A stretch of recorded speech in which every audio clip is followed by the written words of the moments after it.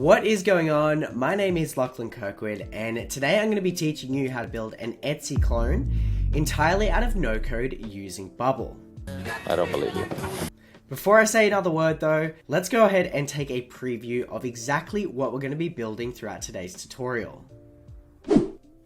Over in my Etsy application, we're going to start things off on a registration page here that I built out. So I'm just going to add in my details on this page here. And then I'll be selecting to register a new account. Then once I've registered an account, I will be redirected through to a settings page where I can update any of the details within my own Etsy account. I'll also have the option here to upgrade my account to become a seller, which means that I can create a store within our marketplace. After creating my own store, I'll then be sent to a dashboard page where I can manage everything internally for my own store. So I can update the store settings here. I can also view my product listings within my store. And one thing I'd like to point out is that within our application today, we're going to be building a fully responsive experience. So as you can see here, as I reduce the width of my browser, this page becomes fully responsive. The other thing I love about the shop dashboard is that it allows store owners to view an incoming list of all of their sales that they've had throughout the platform, in which they can easily select to update the status of any order here. Then over on our homepage, we have a list of featured products being displayed, as well as the ability to search for products by a query or even filter these through by a relevant category. I can just type in the word clay, I'll perform this search. It's then going to redirect me through to my search results page and display a list of all of the relevant products based on the search query I just performed. Then from here, I can also dive into this product to learn more about its specific details. And then I'll be redirected through to a dedicated page, which is going to showcase all of the information for this product here. And I can cycle through these images just by selecting any particular image I want to view. I can also see down on the bottom of my page, there is a list of all of the reviews that this product has received. If I was to then scroll on up, I can choose to either add this product to my bookmarks list, or if I really wanted, I can add it to my basket. If I was to also add a few additional items into my checkout cart, what you'll see is that we performed a calculation of the total price for all of these items. If I really wanted, I could even choose to remove an item from my cart here, and this price will update in real time. I can then go ahead and complete this purchase here. And what you'll see is that using an integration with Stripe, we're able to easily process a payment from a particular user on our platform. And then once that order has been placed, within my settings page, I can see a list of all of my previous orders here. Well, that's all from me. Let's hand it back over to Lachlan so he can take over for the rest of the project. Thanks for that, Lachlan.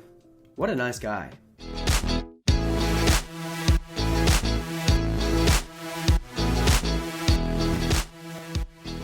Look, I've been using Bubble over the past 3 years and am yet to find a more powerful no-code tool.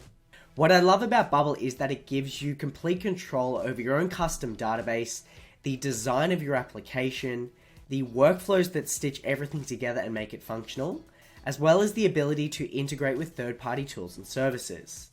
Each of these features themselves is a standalone no-code product, so I do truly think it's amazing that Bubble includes all of those in one particular platform. Because let's be real, if you're anything like me, the last thing you want to do is pay for 4 different products and then have to try and stitch them together somehow with different glue. And let's be real, life is confusing enough as is. So the last thing we want to do is add more complexity into that. And look, today I'm here to make things as simple as possible when it comes to bringing your own MVP to life. For those of you who don't know me, I previously worked with the Bubble team to write their How to Build blog series. This series took a list of the top products out there on the market, like Airbnb, Instagram, and Uber, and explain the step-by-step process to rebuilding these tools entirely out of no code with that platform.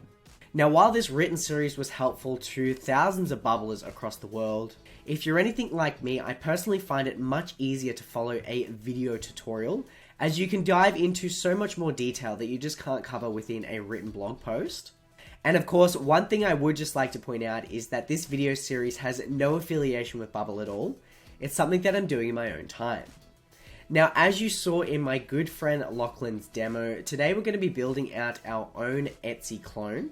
So this is like a combination of a marketplace and an e-commerce platform. And this is going to include a whole suite of features. And that'll include features like being able to register user accounts, allowing users to upgrade their account to create an Etsy store. Once they have created a store, they'll be able to easily manage that. So we're going to create a dashboard hub where they can upload any products they'd like to sell, as well as manage all of their incoming orders. From there, we're also going to build out a home page, a search results page, a dedicated product page, a dedicated page to display all of the shops across our platform, a way to bookmark products, add products to your cart, and finally process payments and check out those orders so that way we can create a fully functional e-commerce platform. And I know what you're thinking, that is a lot of features to cover, and you're absolutely right. So I think it's time for me to stop rambling here so we can just jump on into our tutorial that I want to cover today. Within our Etsy clone build today, the very first thing I wanted to create was not actually a user-facing feature that our users are going to interact with. Instead, I wanted to take the time to build out the necessary data types and fields within our own custom database, which is going to help power the rest of our Etsy clone experience today. And now, if you're relatively new to Bubble, the process of creating a custom database from scratch can often seem a little bit overwhelming. But my job today is to hold your hand throughout this whole process and explain everything you need to know in as much detail as I possibly can. So that's exactly what I'm going to do. Now, throughout my tutorial today as well, and whenever I create an application within Bubble, I also like to create a separate Notion document, which allows me to just keep track of everything within my build. So you can see here I have a list of all of the different data types I'll be adding into my database, as well as if I scroll on down, a list of all of the features I'd like to add into our product today. And what I love about Notion is that it allows you to tick items off within your checklist, just so that way you can keep a better idea of where you are throughout the whole building process. And of course, I'll be sure to include a link to this document so you can also get access to it and create a duplicate of my template, just so that way you can follow along with me in real time. But as I mentioned in this first section of our tutorial today, we're going to focus on building out our custom database. And what you'll see here is I have the whole database structure listed out within my checklist. And I'm going to essentially just work my way through this list and explain why I'm adding each of these individual data types and fields into my database. But before I do that, I just want to explain a few core concepts when it comes to creating a database inside of Bubble. So if I was to open up a Bubble editor here that I have, this is a brand new editor, I haven't changed anything at this point in time. And if I was just to head over to my data tab, which is just below my little screen recorder here, what you'll see is that it's going to open up our own database here. And on the left-hand side, you have what's referred to as your data types. So within your database, data types are the overall entities for anything that will be created. And then on the right-hand side, you'll have a list of data fields. And this is the information that belongs into a data type. And when I'm creating a custom database from scratch, what I like to do is just take the time to sit down before I even open up a Bubble editor and just think about all of the different types of things a user will need to create within my database, or even within my application for that matter. So every single time a user will need to create something, that should be a data type, so an overall entity. And so because whenever someone creates something, you want to create that as a new entry within your database. And what you'll see in my list of all of the data types here is that I have, let's say, my overarching data type referred to as a user. So whenever someone wants to create an account, I'm going to need to create a user. If someone would like to create an Etsy shop, I'm going to obviously need to set a data type as a shop. Then there's things like our products. So if someone ever wants to create a product listing because they're creating something, once again, that is going to be an overarching data type. And I'll be explaining the list of all of my data types in a moment. But one thing I'd just like to point out over in my Bubble database here is that by default, you may have seen that Bubble automatically adds your user data type within your database. And the reason they do this is because, as I just mentioned, whenever someone will need to register an account, you'll need to create a user entry. And so they actually provide this data type to you by default. And now inside of this data type, what you'll see is a list of data fields. So these are all just the default options that Bubble provides us with. However, I'll be explaining in a moment how we can also add in our own additional data fields. But essentially, the purpose of data fields is to store any information you'd like to register for an overall data type.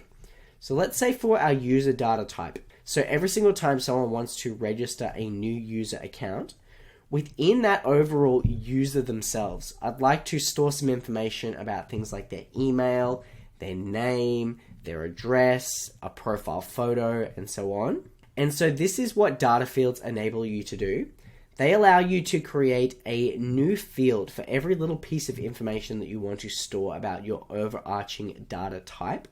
So once you've got your overall entity, which is your data type, inside of that you'll have your data fields, which stores all of the information for that overall entity itself. And what you'll also see is by default, under our user data type here, we have an email data field. Because of course, if a user needs to register an account, they're going to need to provide an email address. So Bubble adds that in by default. They do also provide a password data field by default as well. However, this just isn't displayed here in plain text for privacy reasons. And before I start to explain all of the additional data types and fields that I have within my database here, there is one last bit of housekeeping I'd like to quickly explain.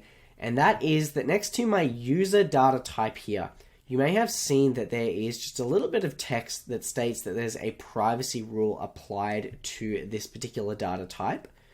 What we're going to do is hover over this and choose to click this, and it's going to redirect us through to our privacy tab.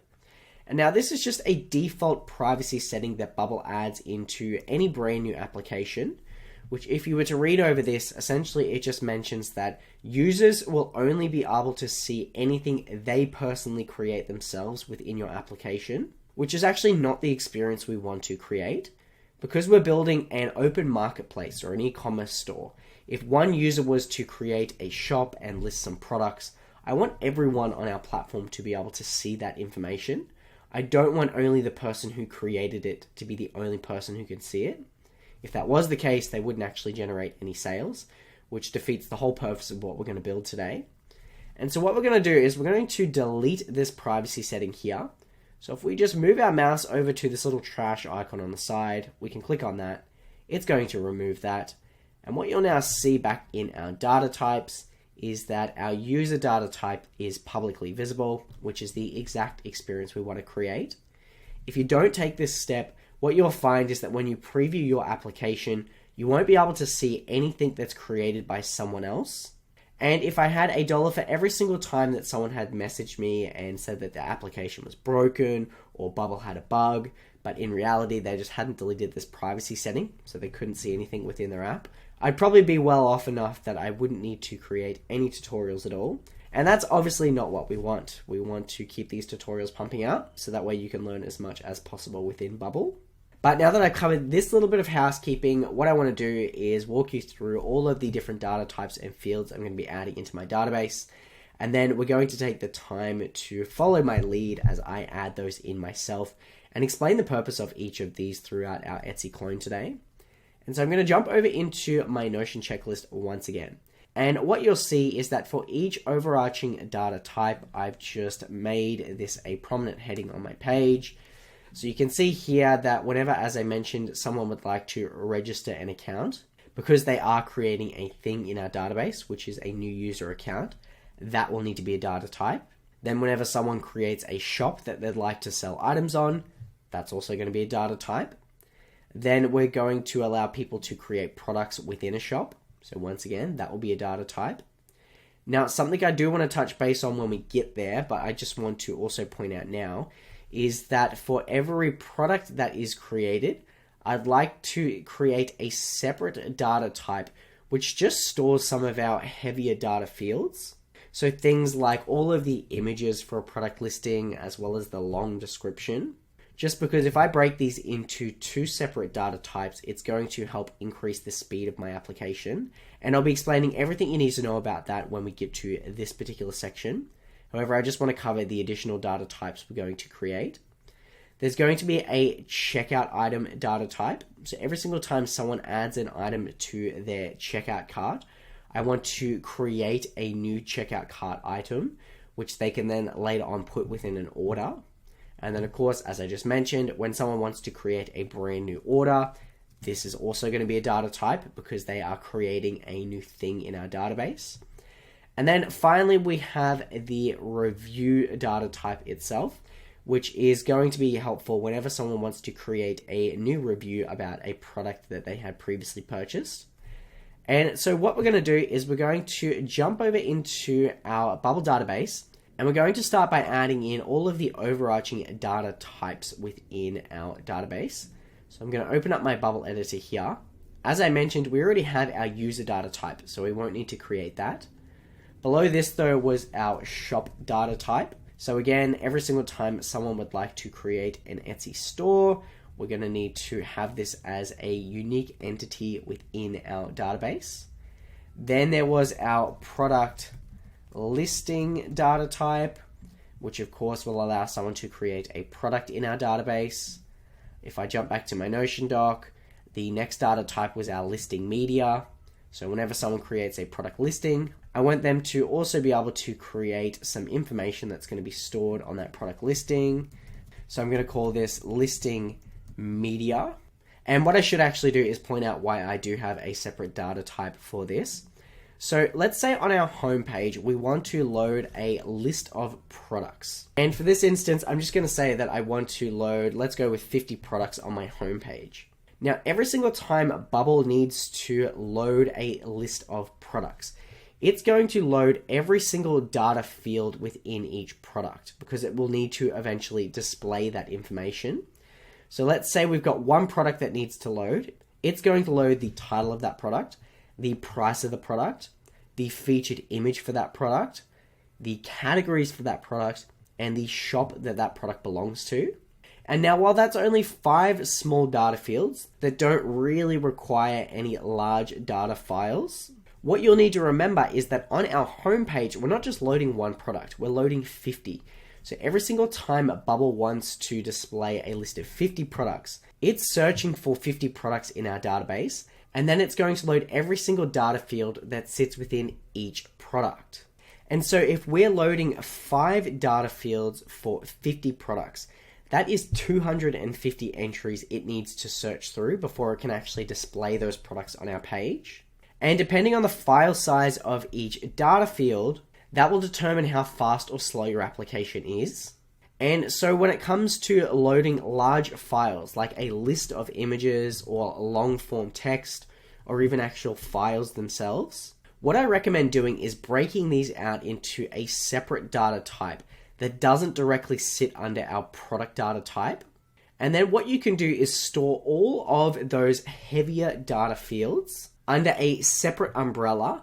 However, what you can do in Bubble is actually link all this information back to an original product. So that way, if I do ever need to display, let's say, the description of a product, which could be 1,000 words long, I can easily just reference that whenever it's needed. And at that point in time, Bubble will load that from our database. It's not going to just load all of these large fields here directly whenever we load our 50 products on the page. And so that's why I always recommend trying to separate any large data fields into a separate data type. So that's why today for a product listing, I'm storing just the bare minimum of information that I'd like to display directly on my homepage for this product. And then for any larger data fields, so for my description and the list of images that I'll be storing for this product, I have these as a separate data type, and I'll be explaining in a moment when I build out the data fields, but I'm linking these back to an individual product that they belong to. But that's just something that I wanted to explain within Bubble, and it is best practice to make sure that you do that whenever you possibly can, as it'll definitely increase the speed and longevity of your application as it starts to scale with thousands of users. But moving on from here, I just wanted to jump to the next data type I'd like to add into my database, and that is going to be my checkout item. So as I mentioned, every single time someone adds an item to a checkout, I'm going to create a brand new entry in my database that they have created a checkout item. So I'm going to jump to my Bubble editor here. I'm going to type in checkout item as a data type. I will create that. I'll jump back into my Notion doc, and I can see my last two data types are my order and review. So I'm just going to add in order, and I'll also add in review. And now another key point that I should mention, and I actually think this is the most important thing I'm going to mention within this section of our tutorial today. Under no circumstance should you ever add a plural to your data type. Things are going to get very confusing if you do that, so I'd strongly advise you not to do that. So let's say every single time someone wants to create a review in our database, they're only creating one review. They're not creating reviews, although later on we are going to display a list of reviews. They're only creating one review at a time. They're not creating multiple reviews. And if you start to use a plural, although it looks clean in your database here, I can almost guarantee you're going to start to confuse yourself when you reference data types within your actual Bubble application. And the reason is because when you reference a data type and when it is a list of things, Bubble will automatically apply a plural onto it. So you don't need to add it within your data types here. Because if you were to, let's say, add an S at reviews, when Bubble applies their own plural onto it, it's going to be reviews, and you're going to start sounding as silly as I just did then. So let's try and avoid adding plurals onto the names of our data types. And to be honest, that is all of the data types that I want to create within my database. But before I start building out all of the data fields within each data type, so that's all of the information I want to store inside all of our entries, I'm going to throw another spanner in the works, and I'm going to confuse even more people here, just because I'd like to add in what's called a list of option sets. And now if this is going to confuse you, don't stress. It took me a long time to get my head around this in Bubble, but this is definitely an essential feature within our Etsy clone today. And I'm going to take the time to explain everything you need to know in as much detail as possible. And the best way to describe what an option set is by comparing it to a data type. So a data type in our database, as I just mentioned, is going to be an overall entity that a user can create. So every single time a user wants to create a shop, they're going to have the ability to create that entry within our database. And while in 99% of instances that is the exact experience you'll want to create, there's going to be 1% of time where you as the admin of your application will not want to allow your users to create an entry, but you'll still need to reference some sort of data to store information about something in your database. And you might actually want that to be a permanent value. So the downside to allowing users to create things within your database is that you have no control over how they create them. So if a user was to add, let's say, a typo within a word, or they just can't be trusted because they're going to add anything that's inappropriate, you have no control about the consistency of all of the entries they're going to create. And so this is where option sets come into play. Option sets essentially do function like a data type. However, they allow you to create a permanent record in your database that you as the admin are only allowed to create. And so if I scroll on down to my list of option sets here, the way in which I personally use option sets is if I ever need users to select from a list of potential things, and I want to ensure that the spelling of those is accurate and that there's no duplicate entries on that list of things, I'll want to have full control over how these are structured in my database.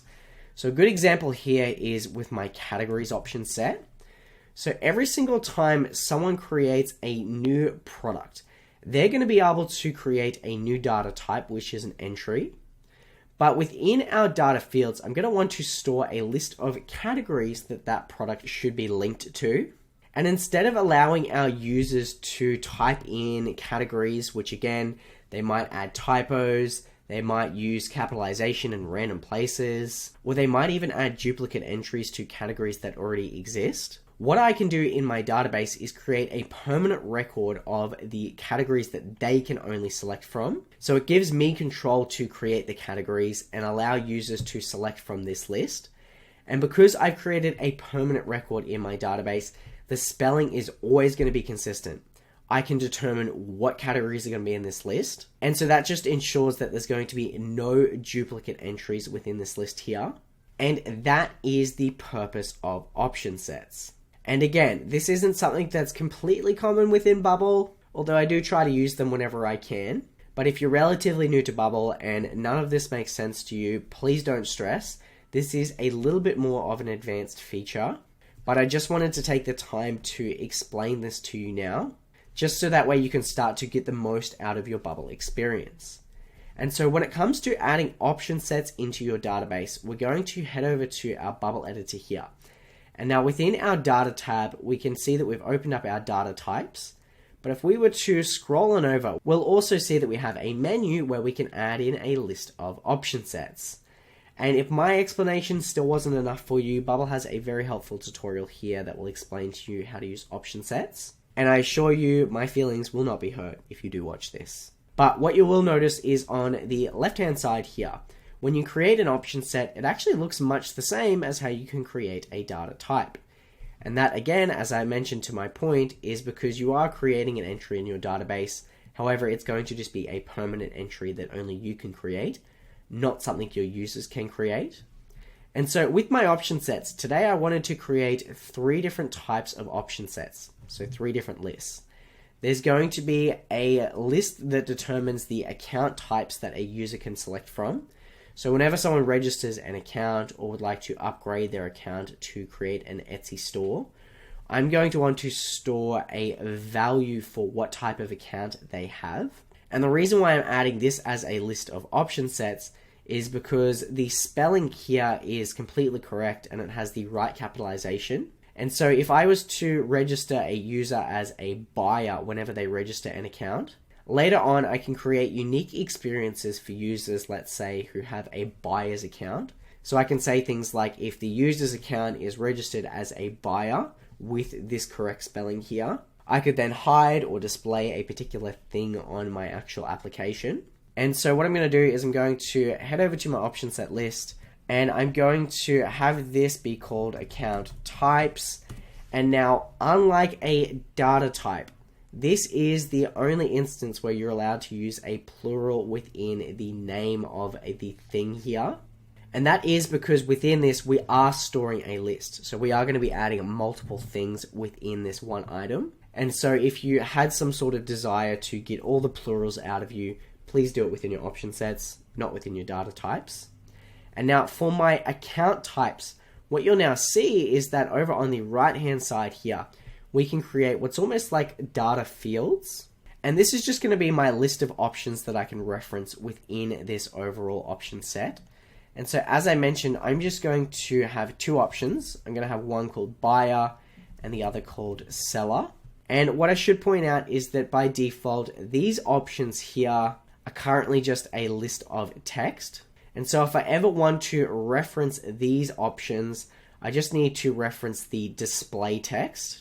So this is just how these are going to be displayed within my application. And these, of course, are just going to be displayed as text words. Back in my Notion checklist, though, I'm going to see that I'm going to add in a list of categories. So to my example before, whenever someone creates a product, I want them to select from a pre-existing list of categories that I have created so that I have control over them. And so what I'm going to do is jump over into my Bubble editor here. I'm going to add a new option set called categories. And then I'm going to add in a list of all of the categories here that users can select from. So if I just jump into Notion, I'm just going to copy and paste these across. So I've got jewelry and accessories. I'll create this. And to be honest, to save you the boredom of having to watch me jump between Notion and Bubble, I'm just going to skip ahead and add all of my categories in now.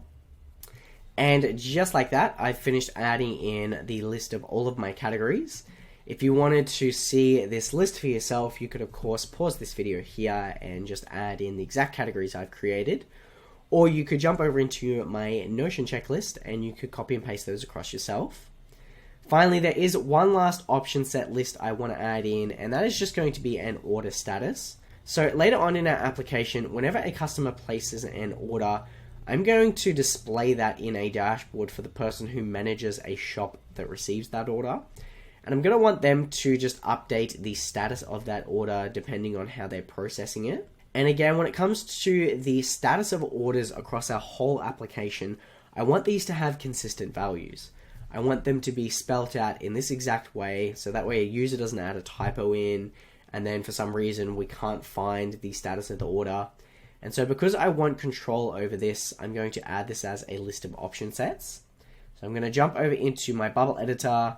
I'm going to create a new option set called order status.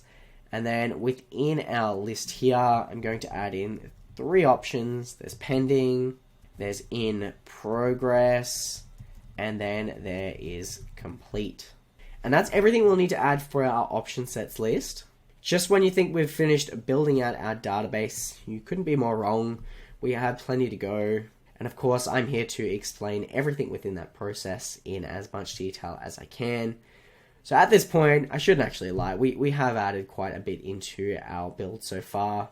So we've added in all of our overarching data types. We've also jumped ahead and we've added in the list of option sets, which, to be honest, now that we've added these in, I'm just going to highlight these and tick those off. The very last thing we'll need to do within our database is add in all of the data fields. And now the reason why I've left this to the last bit of our tutorial here is because when I'm adding in data fields, I'm actually going to need to link some of these data fields to separate data types. And this is the power of Bubble as a no-code tool. It allows you to create completely relational databases, which in simple terms just means that you can in fact link different data types together. And a good example is within every single product that is created in our database, I'd like to link this back to an original store that it belongs to. And so that way when I create a dedicated page to display all of the information of a store within our marketplace, what I can do is easily reference all of the products in my database that link back to that store, and I can display all of those to our users. And this is why I personally use Bubble over other no-code tools. You actually have the ability to create not only your own front-end design within the editor itself, but you have complete control over your own data inside of your database. And it's all within one tool. You don't have to start linking things out to third-party services, creating different accounts, paying for multiple subscriptions. It's all under one roof. So that's why Bubble is my go-to no-code tool of choice.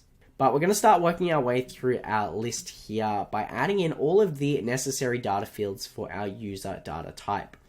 So whenever someone has an account within our Etsy marketplace, we're going to need to store some information about each individual user. So I'm going to jump over into my Bubble editor and I'll explain these as I add them in. So we're going to jump to our data types tab here. We're going to open up our user data type and we're going to create a brand new field here. So for every single user that has an account, I'd like to register their name. And this field type here is going to be a text type, just because I'd like to obviously store the text entry of someone's name. That's nice and simple. I'm going to create that. I'm also going to want to store a profile photo for this person. So I'm going to create another field. I'll be calling this profile photo. Just a personal preference of mine. Whenever I'm adding in a data field, I personally don't use spaces. I just use a dash in between the words.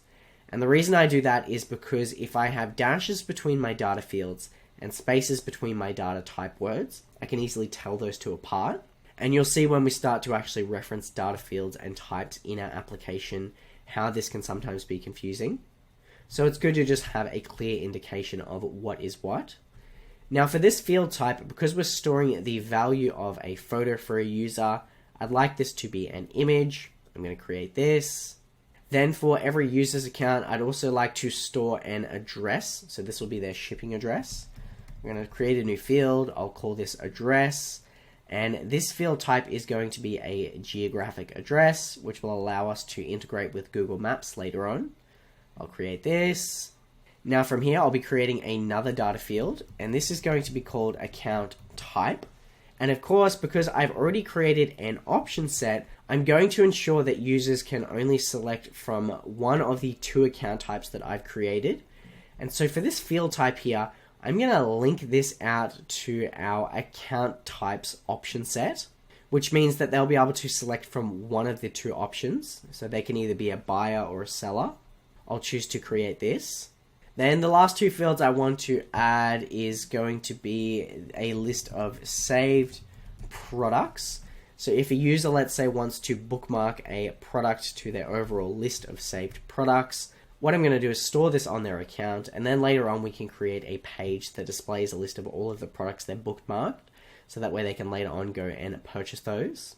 Now this field type, because I want to store a list of products, the field type itself is going to be a product listing, because that's where I'm storing all the information of each individual product. But because I want this to be a list of things, so users can save more than one product to their bookmark, I'm going to tick this field here, which just identifies that this should be a list with multiple entries. So we can now store a list of products. I'll choose to create this. And then finally, the very last data field under our user data type is just going to be called owned shop. And this will be used to determine if someone upgrades their account to become a seller. And once they create a store on Etsy, I would like to link their account to that store. And so for this field type, it's just going to be referred to as a shop. So I'm just going to scroll on down and select from my shop data type. And in my MVP today, one user will only be allowed to create one shop. So I will not be selecting that that is a list of multiple entries. I'll choose to create that. And that is all of the data fields I'd like to add within my user data type. So I'm going to jump back into my Notion checklist and tick all of those off. The next data fields I'd like to add is within our shop data type. So every single time someone creates a new shop, I'd like to register a couple of bits of information. And the first is just going to be the name of the shop. This will once again just be a standard text field. Then there will be the logo for this shop, which is going to be like the profile photo for a shop. So this will be an image. I'd also like to register a tagline for this shop. So this is just going to be almost like a one-line summary of what this shop sells. And that's just going to be a text field type. It's nice and simple. And then finally, I'd also just like to create another field that just stores a cover photo for this shop. So if someone uploads a custom cover photo, we'll be able to display this on the dedicated shop page when someone views that. And of course, because this is a photo, I'm going to be selecting that this field type should be an image. I will create that. I can then jump back into Notion and check those off from my list. Then the next list of data fields is going to be for our product listing. So every single time someone creates a new product entry in our database, we're going to need to store some data for it. So under our data types, we're going to open up our product listing. And the first field I'd like to create is going to be called the title. So this is essentially the name for the product. And this will just be a text field. It's nice and simple. Then of course, for every product, I'm going to need to list a price for this. And this field type is actually going to be a number, just because later on we're going to need to perform some calculations on things like the total price of a user's cart. And of course, that'll be based on the price of all of the products that they've added to their cart. So I'm going to set this field type as a number. I will create this. Then I'm going to create an additional field called featured image. So this is the image that's going to be displayed whenever the product is showcased on things like our homepage or our search results page. So I'm going to set the field type here to be an image. I will create this. Then, as I'd mentioned before, I'd like to store a list of relevant categories on this product listing. So I'm going to create another field called categories. And because I've created my option set, which is a list of categories that someone can select from, I'm going to set the field type to be categories. And now I'm also going to allow our store owners to select multiple categories for one product, because of course something could fit into the art category as well as the vintage category. And so what I'm going to do is select that this should be a list with multiple entries. So that way a shop owner can select that a product should belong to multiple categories, not just one. I'll choose to create this field. And then finally, I'm going to create one last data field which will link this product back to an original store. So to my example before, I mentioned that we're going to display a page in our app that showcases all of the information of a store. And on that page, I'm going to want to search through my database for all of the products that belong to that store. And so I'm going to call this field the original store, which is the original store that this product was published on. Just to abbreviate this, I'm going to call this OG shop. And then for this field type, I'm going to link this through to our shop data type. And because one product can only link to one shop at a time, I will not be selecting that that is a list of multiple entries.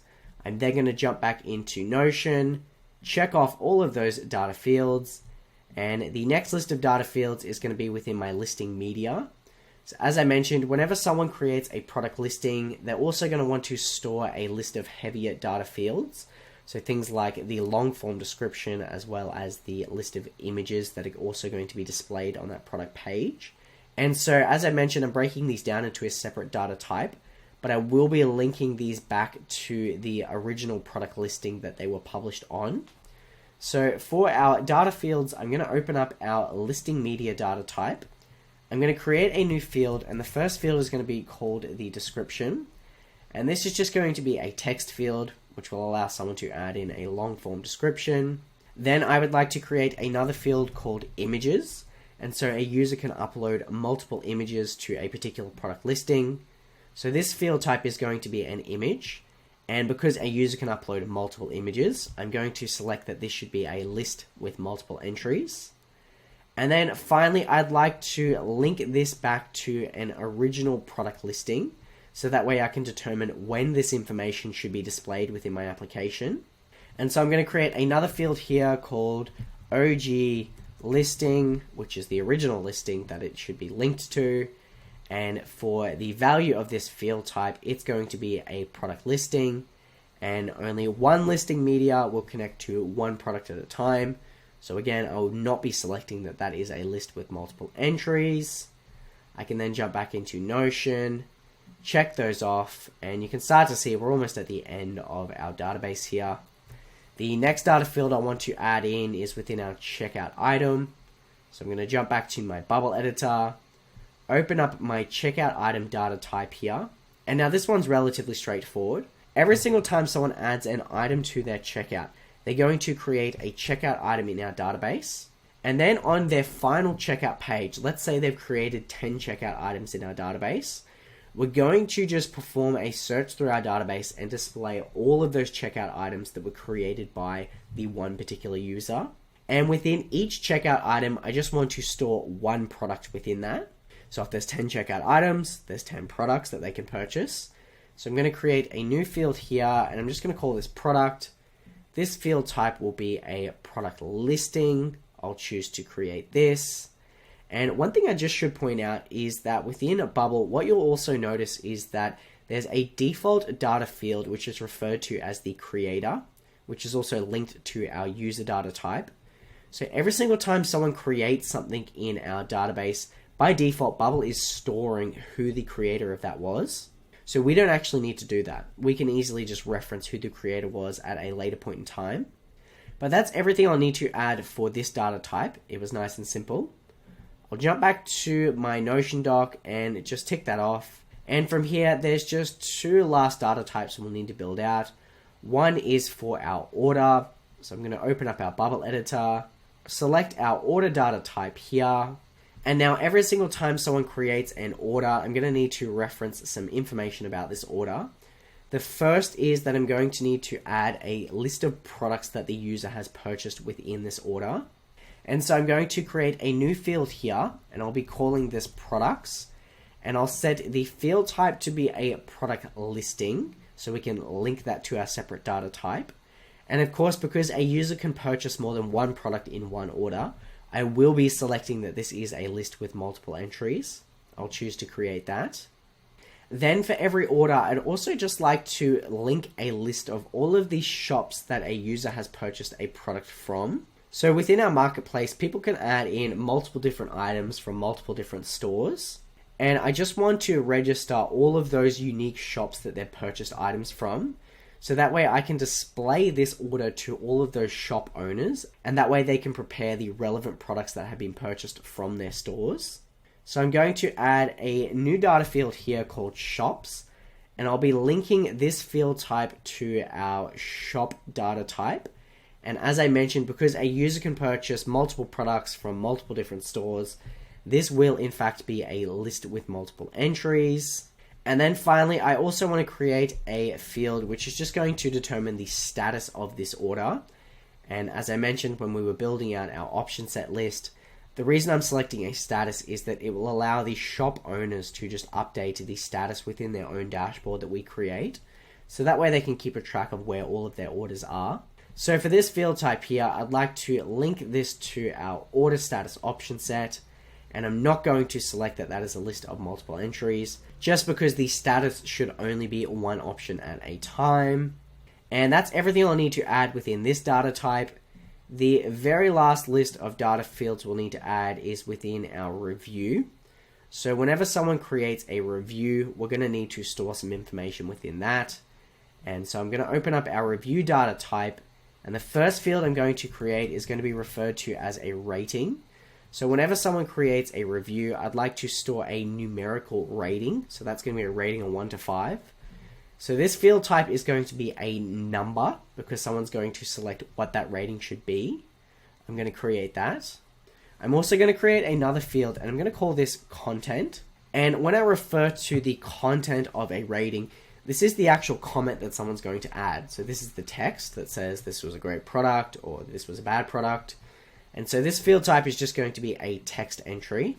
I'll also create that. And then whenever a review is created in our database, I'd also like to link this back to the product that it was published on, as well as the store that it was published for. And so I'm going to create a field here called OG Store. So this will be the original shop that this review was published against. And so I'm going to set the field type here to be a shop. And I'm only going to be linking one review to one shop, so I won't need to tick that that's a list with multiple entries. And then finally, I'd like to add an additional field called OG Product, which is the original product that this review should be published against. And the field type will of course be a product listing here. I will create that. And that actually concludes everything we'll need to add within our database here. This was actually by far one of the bigger databases I've had to build out for one of my tutorials. So if you're confused at this point in time, don't worry. I do feel like I overwhelmed you with a ton of information there. But hopefully you were able to understand some of the core concepts when it comes to working with data types, data fields, and option sets. And as I mentioned throughout this whole tutorial today, I'm going to be explaining when these are relevant and how they're relevant when we build out the features that these link to. After building out our database, we can move along to the list of features that I have set out for us today here. And as you can see, it's quite an extensive list. But before we jump into any of these core features, we need to take care of some essential groundwork. And the first thing that I wanted to cover is how we can build out a user registration page that will allow users to sign up for accounts within our application. And now this is a relatively straightforward process. And so we're just going to jump straight into our bubble editor and we can get started. And when it comes to our registration page, I'd like to create a brand new page within an application. So I have a brand new bubble editor here that I haven't yet made any changes to. And in this instance, I'd like to head up to my page drop-down menu in the left-hand corner. And I'd like to add a new page into my application. And I'll be calling this the register page. I'll choose to create this. And now when it comes to our brand new page here, the first thing I'd like to do is double click on it and look at our element inspector. And one thing I'd just like to point out is that at the point in time of recording this particular tutorial, Bubble still provides you with two options as to how you can create the responsive design of your application. So in its default setting here, we're currently using the old responsive engine, whereas what I'd like to do is upgrade to the new Flexbox responsive engine experience. And that's why underneath my appearance tab here, when I click on my page, you'll see that I have this option here to upgrade to the new responsive beta. And at this point in time, the responsive engine is in fact within beta. However, there'll be a time in the near future where the new responsive engine is the default option. So if you don't see this button here, that means that you are in fact using the Flexbox responsive experience. So you won't need to follow this step. However, if you do see this button, we're just going to click on this. Bubble will then work its magic on our page. And now the way in which I can tell my page has been successfully updated is in my top menus here. I can see that I have a layout tab, which is only applicable within the new responsive engine experience. So that's exactly what we want. I'm then going to just head on down to the background color of my page here, and I'm just going to update this to be a light shade of gray. And now the reason I do this is it's just more of a personal preference. When I'm building my application, I just want to be able to see where my page lies within my overall Bubble editor. So I just like to temporarily update the background color to be a light shade of gray. Of course, when we go to preview or publish our application, we can always update that to be white again. And now when it comes to this page, before we add any elements onto the page itself, like a heading or even some input fields, we need to first identify the way in which we'd like our page to be structured. So if you remember, as I mentioned, the new responsive engine has this little layout tab here.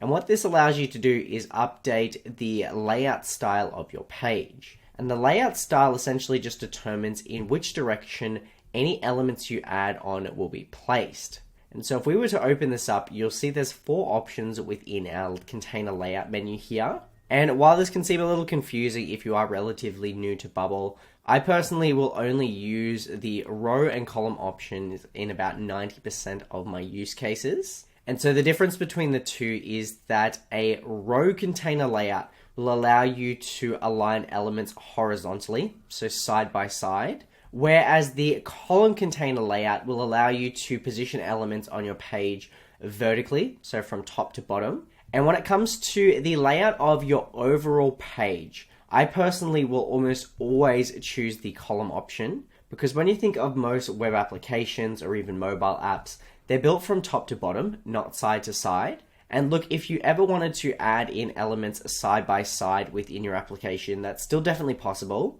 What you need to do in that case, and we'll be doing this today, is just adding in a group element onto your page, which allows you to control any additional elements you add within it. But I'm not going to get too ahead of ourselves here yet. What we're going to do is we're just going to select the container layout here to be a column, because I'm going to want, as I mentioned, all of my elements to be positioned from top to bottom. And then from here, I'm going to leave all of the additional settings as they are for now. As we add all of our elements onto this page, I'm also going to be taking the time to explain how we can make our page fully responsive, regardless of the device size that a user is accessing our application through. But now, because we've configured the layout settings of our page, we can start to add in the elements we're going to display on it.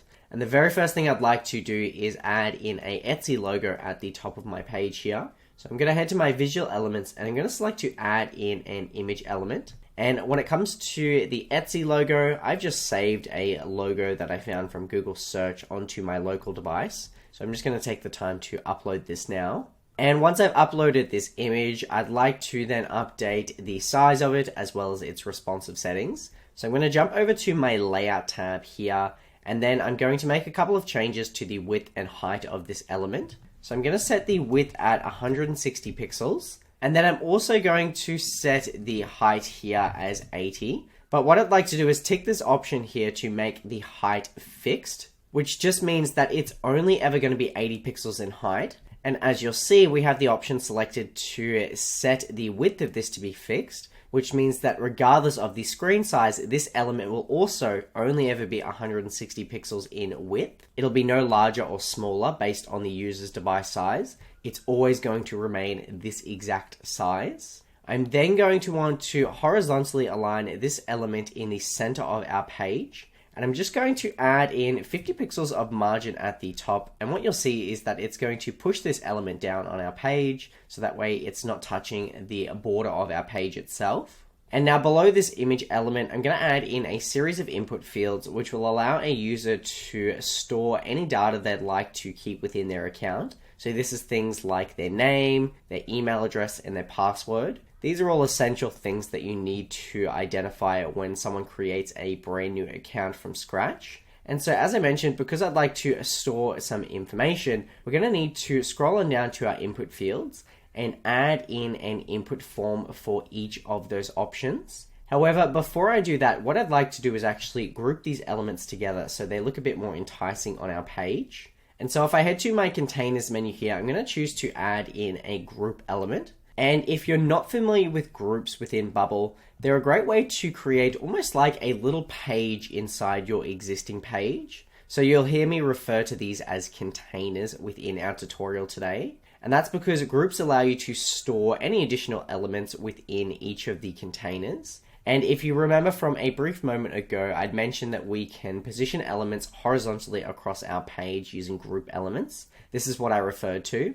So within your group element here, you'll see the option to also update the container layout style. So this is where you can change the container layout to be a row, and you can position elements side by side within this little mini page within our overall page here. For our container layout though, with this group, what I'd like to do is add in a series of input fields on top of each other. And because we're stacking those vertically, not horizontally, I'd like the container layout to once again be a column. And then I'm going to jump over to my appearance tab here, and I'm going to want to update the background color of this group. I'm going to remove the default style that was automatically applied to this group, and I'll set that the background style of this should be a flat color. I'm happy to keep this as white. What I'd also like to do is update the roundness of the borders to be 20, and what you'll see is that the edges on this group are now curved. And then finally, I'm going to jump over to our layout tab once again, and I'm going to horizontally align this group in the center of our page.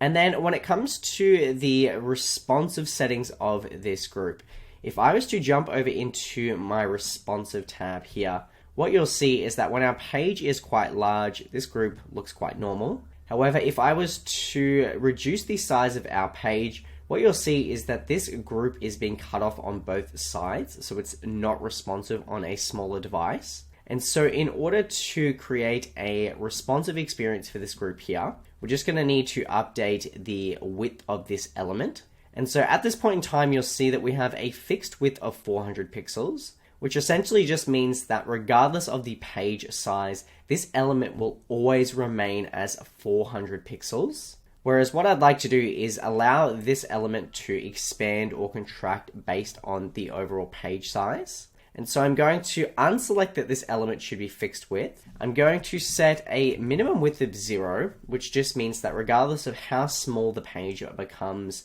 this group will indefinitely shrink in size. Theoretically though, if I was to show you my responsive tab, a mobile preview of this page would go no smaller than 320 pixels. In fact, the average mobile size is about 380 pixels, so roughly this size here. And what you'll see is that at this point, this group is completely responsive, regardless of how small or how wide the page is. But what I'd like to do is add in a maximum width for this group of 500 pixels, which means that because the minimum width is 0, it will always shrink in size. However, because it has a maximum width of 500, it's going to be no wider than this particular size here, which as you can see creates a fully responsive experience. And you'll see me leverage the minimum and maximum widths quite a bit today in order to create responsive experiences for most of our elements. We will come back later on and update the height and the margins on this group. But for now, what I'd like to do is just jump back into my UI builder here,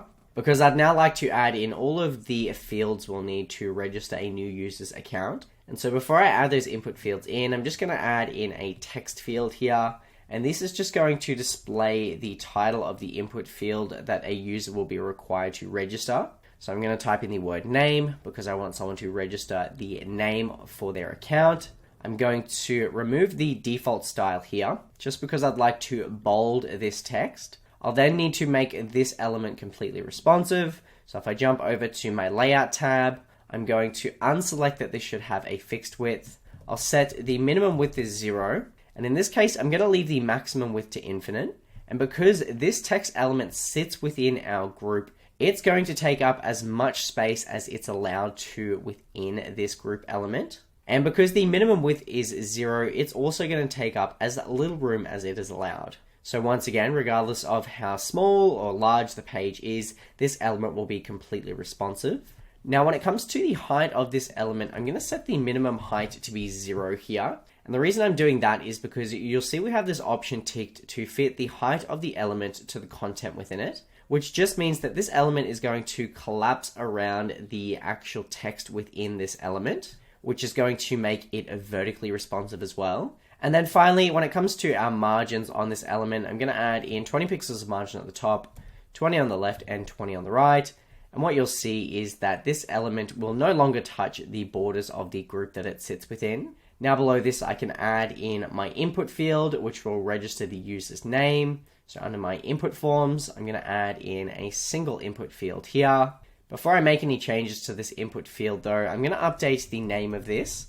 So I'm going to click on this top heading here, and I'm going to call this input name. And the reason why it's important to update the naming conventions of your input fields is because later on in a moment, when we build out our workflow to actually register a user's account, I'm going to need to reference the data I've stored within each of the input fields on my page. And so adding in naming conventions will allow me to easily identify which field is which. And now once I've updated the name of this input field, I'm just going to need to jump over to my layout tab so I can update the responsive settings of this. And like before, I'm going to unselect that this element should be fixed width.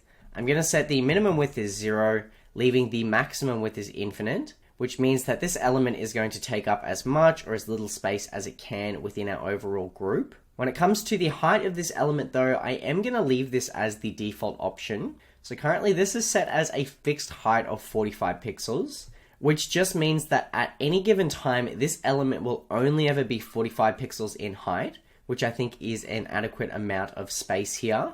The only other thing I'd like to do is just add in 5 pixels of margin at the top, so it's not touching the bottom of our text element, as well as 20 pixels of margin on the left and 20 on the right. And as you'll see, it now aligns with our text element above it there. And then from here, what I'm going to do is make a copy of both our text element and our input field. I'm just going to move our text element to the next position on my page. I can access that within my layout tab here. And then when it comes to this text field, I'm going to jump to my appearance tab and I'll update the title above the input field to display the word email. So this is where I'm going to be registering a user's email address. I'm then going to click on the input field below this. I'm going to update the name of this to be called input email. And now because I'd like to store the value of someone's email, we're going to need to update the content format of this field. So if I was to open up this drop-down menu, you'll see a long list of content types in which you can structure this field as. And so for most input fields, you might use things like a text field if you're registering something like a user's name or their description. Whereas in this case, what I'd like to do is only allow users to add in valid email addresses. And so I'm going to select that the content format should be an email. And Bubble will be able to validate if the user has in fact added in a genuine email address. I'm then going to once again select on both of my elements. I'm going to make one last copy of them. I will just move our title to the next position within our overall group. And I'd like to update the title here to display the word password, which of course means I'm going to also need to update the name of the input field to be called password. And then for the content format, I'm going to also update the type here to be a password, which just means that any characters added into this input field will automatically be hidden by default, which is just a secure way to allow someone to add in a password. And now because this is the very last input field I'd like to add within our overall group here, I'm also going to jump over to my layout tab and add in 20 pixels of margin at the bottom, just so it doesn't touch the border of our overall group. And now when it comes to the group, I'm going to click on this. I'm then going to jump over to my layout tab here. And as I mentioned, I was going to come back and update the height settings of this group. So I'm going to set the minimum height of this group to be 0. And I'm also going to leave the maximum height as infinite, which just means that if I was to add in any additional elements into this group, it would continually expand downwards. But because I have this option selected here to fit the height of this group to the content within it, as you'll see, it collapses quite nicely around all of my elements there, which is exactly the experience we wanted to create. And then another thing I'd like to do is just update the margins around our group. So I'd like to add in 20 pixels of margin at the top, 20 on the left and 20 on the right. And what you'll now see if I open up my responsive tab here, if I was to reduce the overall width of my page here, what you'll see is that this particular group will no longer touch the borders of my page, and it will continually expand downwards or outwards based on how much space it has available on our page. So that's how we can create a truly responsive experience. I'll then jump back into my UI builder because I have one last element I'd like to add onto my page, and that is going to be a button element, which will allow someone to trigger a workflow to actually register an account. And so I'm going to jump to my visual elements here. I'm going to add a button element onto my page. I'll have this display the word register. I'm also just going to remove the style of this button here, just because I'd like to add in my own custom color. I'm going to make this button black, and I'll also update the roundness of this button to be 20, so that way it has curved edges. And of course, I'd like this button to be positioned below my group. So I'm going to jump to my layout tab here, and I'd like to horizontally align this in the center of my page. What I'd also like to do though is have this button be the same width as the group that sits above it there. So what I'm going to do is unselect that this button should be a fixed width, and I'm going to set the maximum width as 500, because if you remember on our white group here, the maximum width was also 500.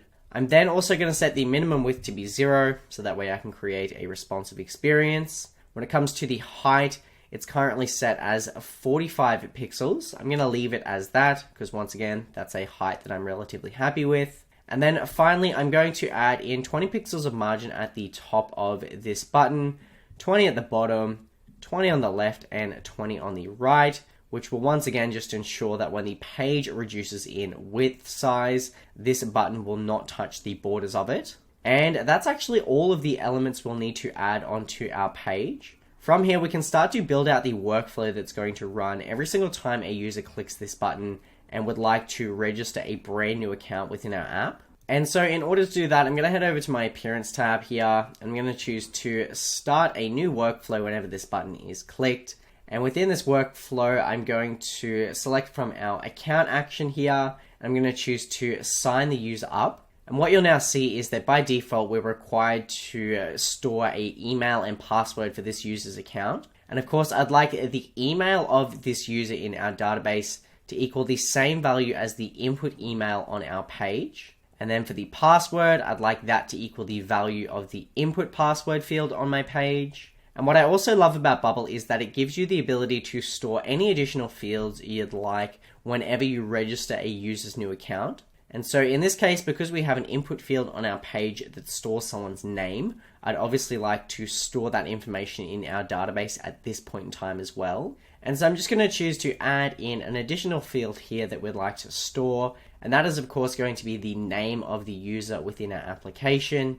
And in this case, I'd like this value to equal the input name field on our page. And at this point in time, there is one last field I'd like to store for a user, and that is going to be the type of account in which they have created. So by default within our experience today, whenever someone registers an account, I'd like them to become a buyer within our application.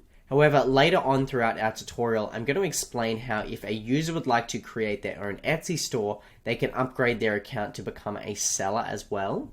But by default, as I mentioned, I'd like every user to become a buyer. So I'm going to choose to change an additional field within this user's account, and that field will be our account type option. I'd like this to equal our buyer option, which if you remember was stored within our option set list. And that's all I'll need to change for here. And that's everything we'll need to store within a user's account. One thing I would like to point out though is that if a user was to come to our registration page, and if they were to add in all of their details and then sign up a brand new account, that workflow would in fact run within our database and an account would be created. However, a user would just remain on this page. Whereas what I'd like to do is actually redirect the user through to a settings page. where they can update any additional information they would like to store within their account. And so in order to do that, I'm going to jump to my workflow editor once again. And after the step in our workflow where we sign the user up within our application, I'm going to create an additional step here. And I'd like to redirect a user through to a settings page in our application.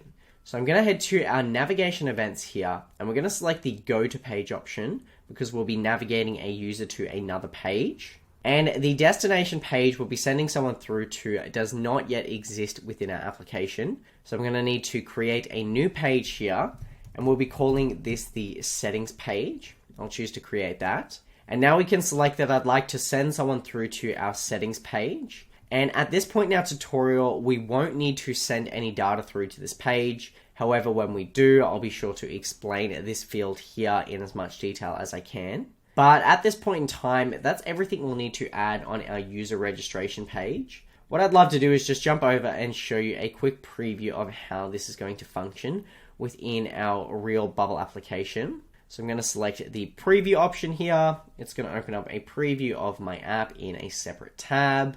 And now over on this page here, I'm going to add in my own details here. So I'll add my name. I'm going to add in just a test email address and then also a very basic password. I'm going to choose to register my account, and what you'll see is that workflow will run. It will not only register an account within our database, but it has now redirected me through to our settings page, as you can see within my URL string here. And of course, at this point in time, we haven't yet made any changes to this page, so it is currently blank. But within my database, what you'll be able to see is that we have a new account that has been created.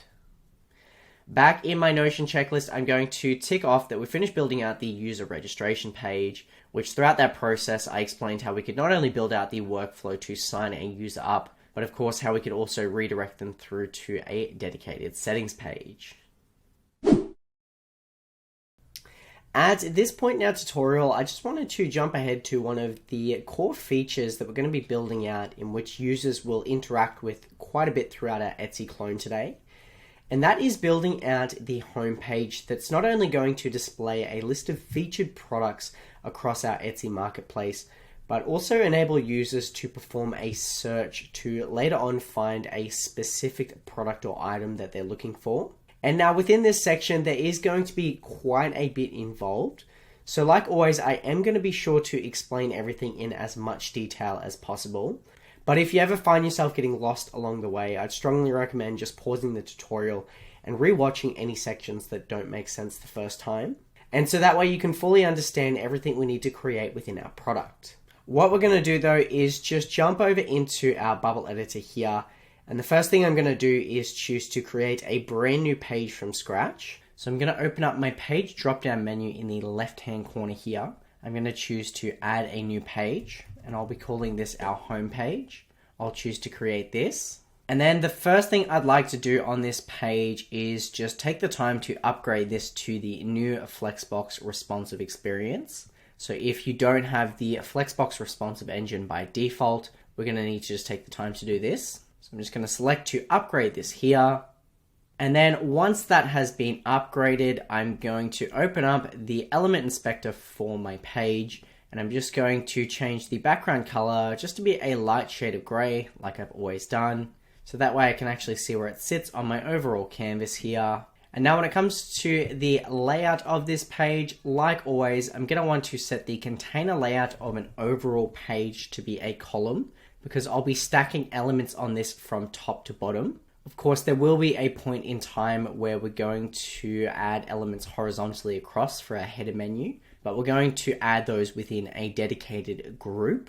And now when it comes to the Etsy homepage, what I'd like to do is break this down into a couple of different sections. And the very first thing I want to create on my homepage is that header menu.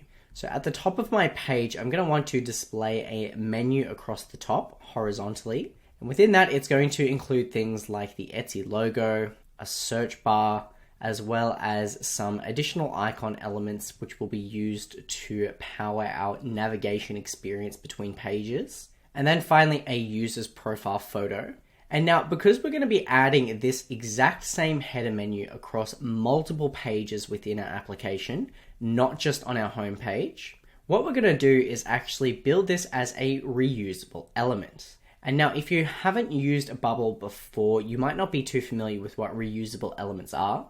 As the name would suggest, they're just an element that you can reuse across multiple pages. So the concept is that, let's say you've got a header menu which is going to be used across multiple pages within your app. Instead of having to rebuild that on every single page individually, what you could do is just build it once and then choose to display it across all your pages. And what you'd actually see, if I was to just move my head out of the way here, is if I scroll on down to the very bottom of my elements menu here, you'll see an option to view all of the reusable elements within your application. And by default, Bubble has already actually created a series of stock reusable elements that we could use. So I can see they already have a header reusable element. And so if I was to add this onto my page, what you'll see is that it's just going to display a header menu across the top of my page. And now if you were to hover over any of the elements inside this reusable element, what you'll see is that you can't actually make changes to the element here.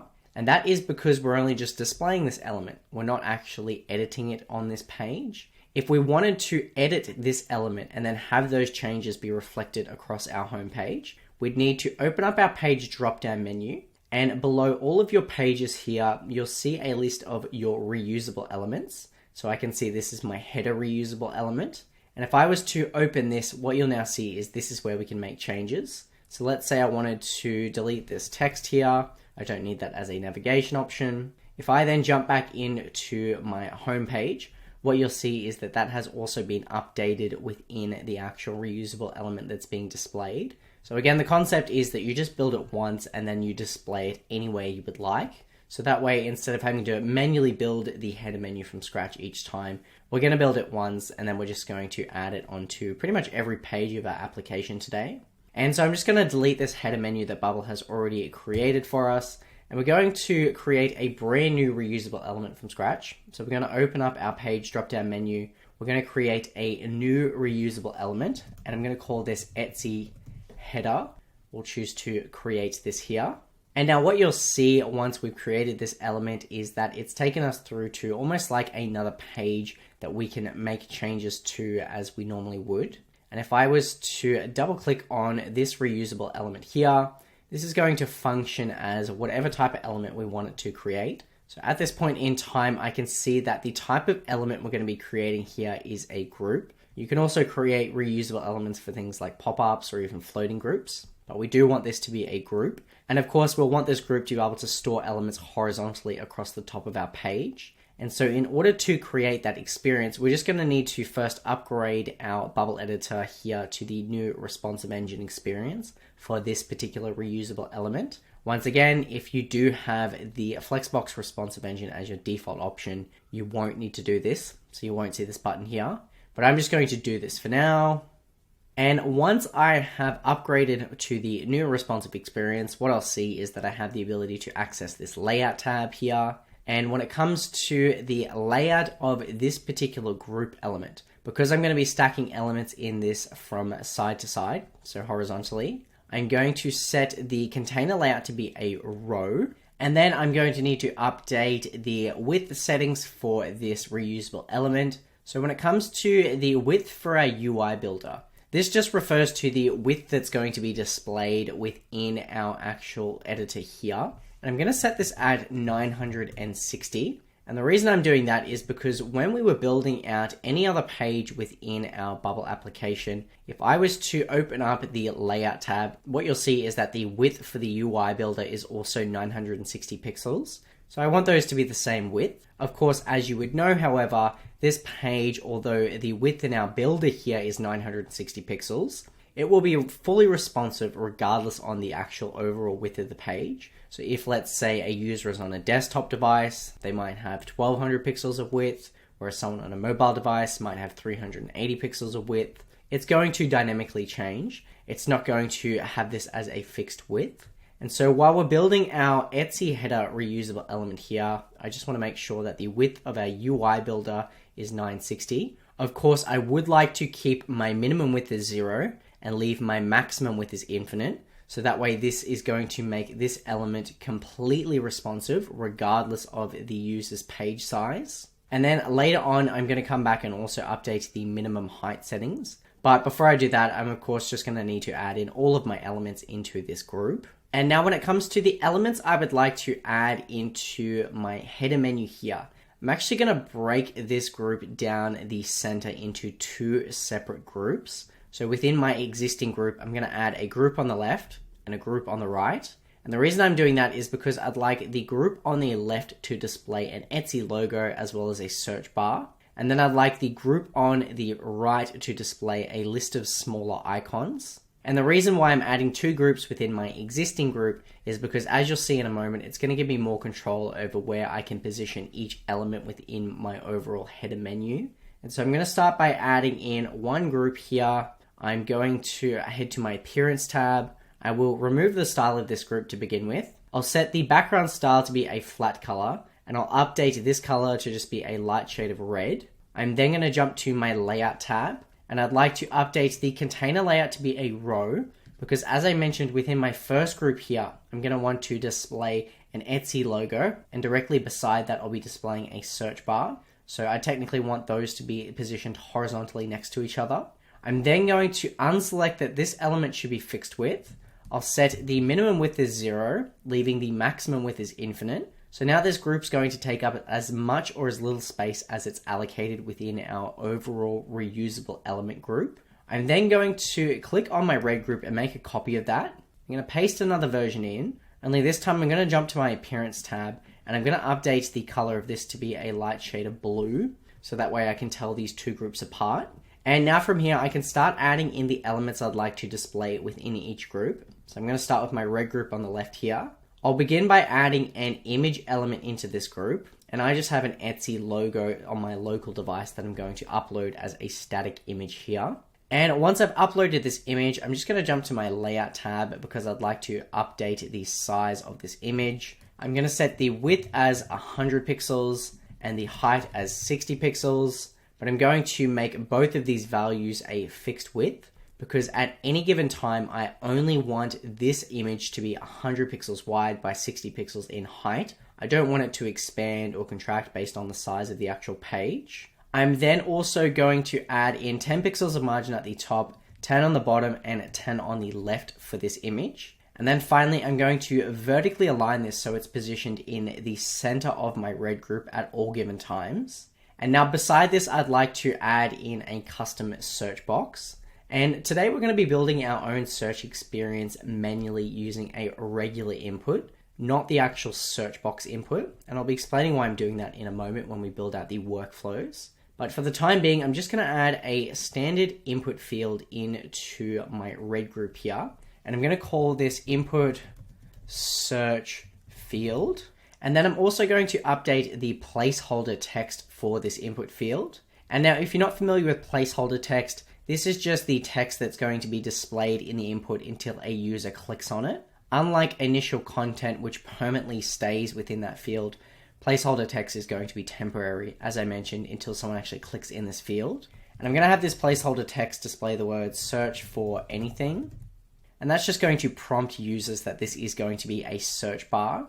I'm also then just going to remove the style of this because I'd like to set the roundness of each border to be 20. So that way it has curved edges. And then finally, I'm going to jump to my layout tab here, and I'm going to unselect that this element should be a fixed width. I'll set the minimum width as 0, leaving the maximum width as infinite.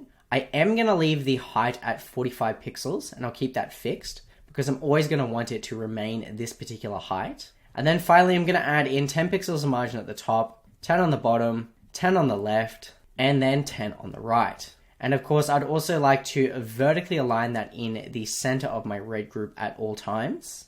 And that is all of the elements I'd like to add within my red group here. So what I'm going to do is then select on my overall red group. I'm going to head to my layout tab. I'm going to scroll on down to the height and set the minimum height as 0, leaving the maximum height as infinite. And now what you'll see is that it's going to collapse around all of those elements inside the group. And that's all we'll need to change for now within the first group. I am going to come back later on though and make a couple minor tweaks, but but I'll explain those when we get to that step. What I'd like to do now though is build out all of the elements I'm going to add into the right hand side of my group. And within this group here, I'm going to add in a series of icon elements as well as a user's profile photo. And these icon elements are going to be used as the navigation triggers to send users to different pages within our app. And so I'm going to start by scrolling up to my visual elements, and I'll select to add in an icon element into my blue group here. And the icon I'll be adding in to begin with is going to be just a heart icon. And this icon is going to be used to trigger a navigation event that's going to send someone to their bookmarks page where they can view a list of all of the products that they've saved. But before we build out that workflow, we're just going to need to customize the actual icon itself. So I'm going to remove the style of this icon because I want to give it a custom color here. I'm going to set that color, if you'd like the color code, to be 3B, 3B, 3B. I'll then jump over to my layout tab, and I'm going to update the width and height of this icon to be 35 pixels by 35 pixels. And I'll be keeping those as a fixed width because I'll only want it to ever be this size regardless of the page's dimensions. And then finally, I'm going to add in 10 pixels of margin around the top, the bottom, and the left-hand side of this icon, as well as vertically align this icon in the center of my blue group at all times. And from here, I just want to add in a series of additional icons. And in order to streamline that whole process, I'm just going to make a copy of this icon here, or paste in a new version. And for this icon, all I'm just going to change is the actual image that's displayed. So I'm going to head to my appearance tab. I'm going to type in the word home, and I'm just going to add in this little house icon. I'm going to then make another copy of this. And in this case, I'd like to now update the icon to display a shopping basket. So I'm just going to type in the word basket. I will select this icon here. And that is all of the icons that I actually want to add into this menu. Beside this though, I'd like to add in a profile photo of the current user, just so that way when they click it, it's going to send them through to their settings page. And so I'm going to need to add in an image element to do that. So I'll head to our visual elements. I'll select to add an image into my group. I'm going to insert dynamic data and choose to display the current user, their profile photo, and just a personal preference of mine is to process this image with ImgX. So I can select to resize the dimensions by cropping it, which just means it's going to stretch that image out to fill in all the space that I allocated. While we're working on this image, I'm also just going to update the border to be a solid color, so that way I can actually see where this image lies on my page. I'm also going to set the roundness to be 100 here, so that way it becomes a perfect circle. Then I can jump over into my layout tab, because I'd like to update the size of this image. Like our icon elements, I'm going to set the width as 35 pixels, and I'm also going to tick this option here to keep this element's aspect ratio fixed, which if I just leave the ratio as 1:1, it's going to make it 35 pixels by 35 pixels, and that will be a fixed width. I'll then add in a top margin of 10, a bottom margin of 10, and also a left and right margin of 10. And finally, I will vertically align this in the center of our blue group here. Then once I've added in all of my elements here, I can select on my overall blue group. I'm going to scroll on down to the minimum height and set this to be 0. And now it's going to automatically collapse around all of the icon elements inside of the group itself. And at this point in time, you can start to see that our header menu is coming along nicely. However, there's still quite a few little changes I want to make in order to create the fully functional experience similar to the real world Etsy product. So as you can see here, because we've split this main group into two, both of the groups on our left and right hand side are allocated the exact same amount of space, which means that because our icon elements are only small, they've got all this empty space over here. And so what we can actually do is create a way to only allocate a smaller amount of space to our icon elements. And that means that if this group is smaller, our red group on the left hand side will consume all of the additional space that it's allocated. And so what I'm going to do is select on my blue group. And so within my blue group, I'm going to head to my layout tab and I'm going to add a maximum width of 210 pixels, which as you'll see will reduce the total amount of space that all of my elements are given.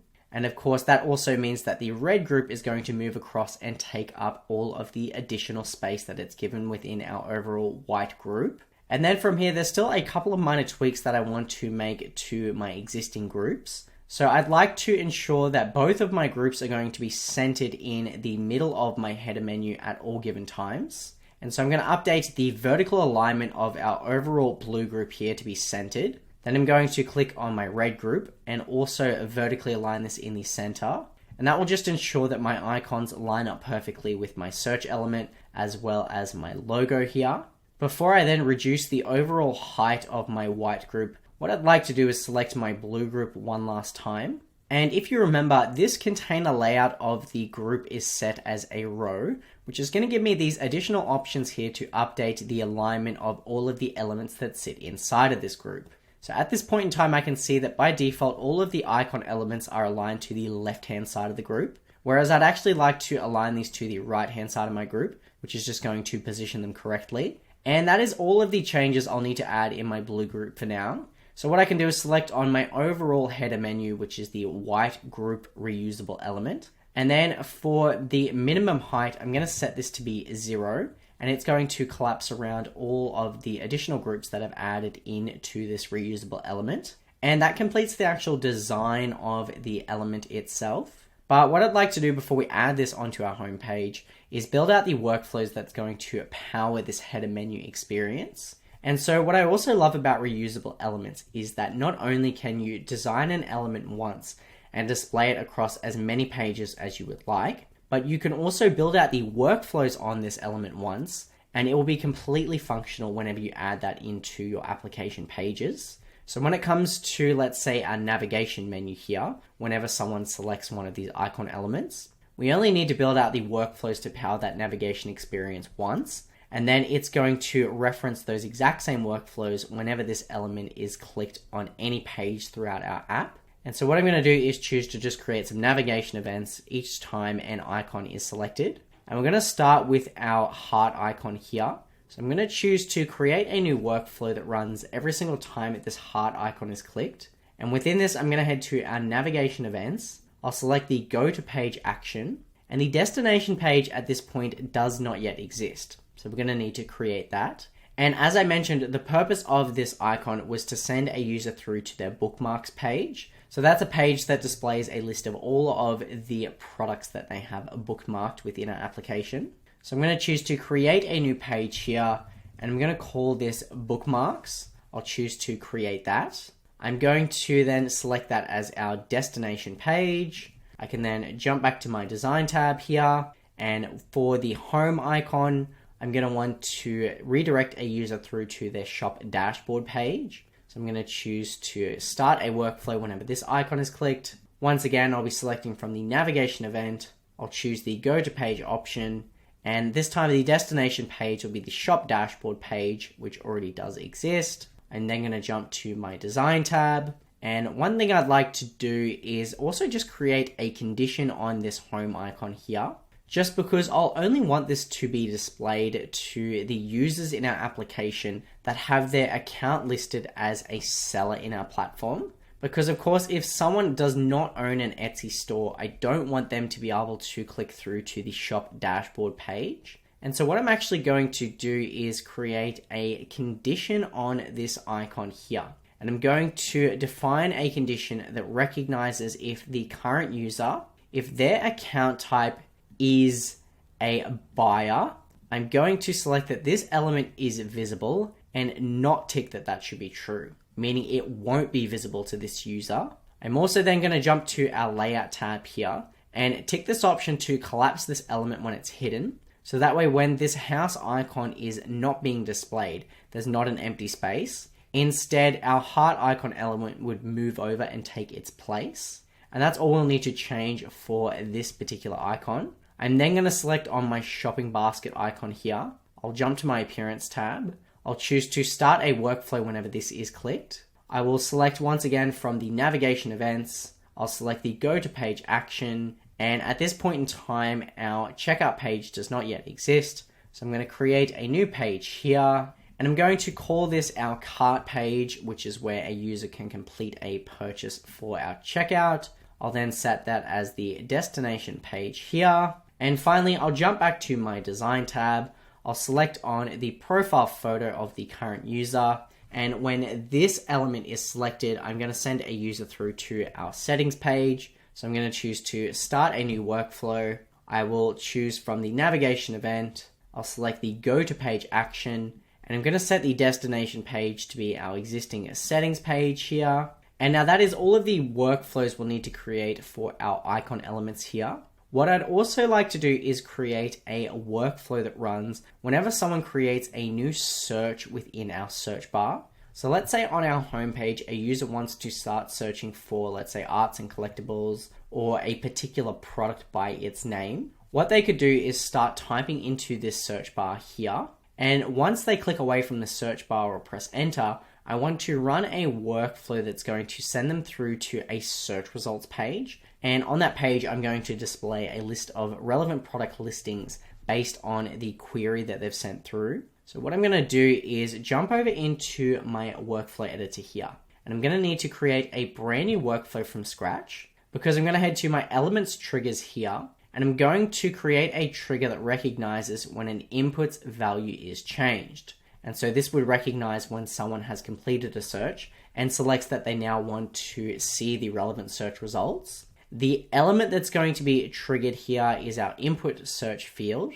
And within this particular workflow, what we're going to do is we're going to select from the navigation option. We're going to once again select the go to page event, and we're going to create a brand new page within our application called search results. I'll choose to create this. I'll then select that to be my destination page. But of course, we're going to need to create a way to somehow communicate with our search results page what the query is that a user has just typed in. And the way in which we can do that is by using a feature called URL parameters.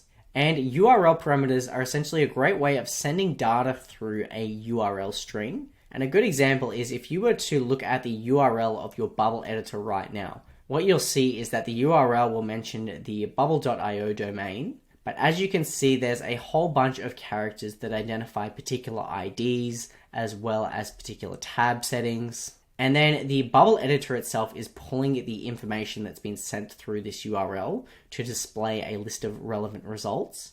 And we're actually going to recreate a very similar experience within our own application today. So if we were to tick this checkbox here, we can send URL parameters to our destination page, which is our search results page. I can then choose to add a new parameter that I want to send. And a parameter is essentially just a value that you want to send through your URL. What we'll need to do is give this value a name before we actually associate a value with it. And so the value name is just referred to as the parameter key.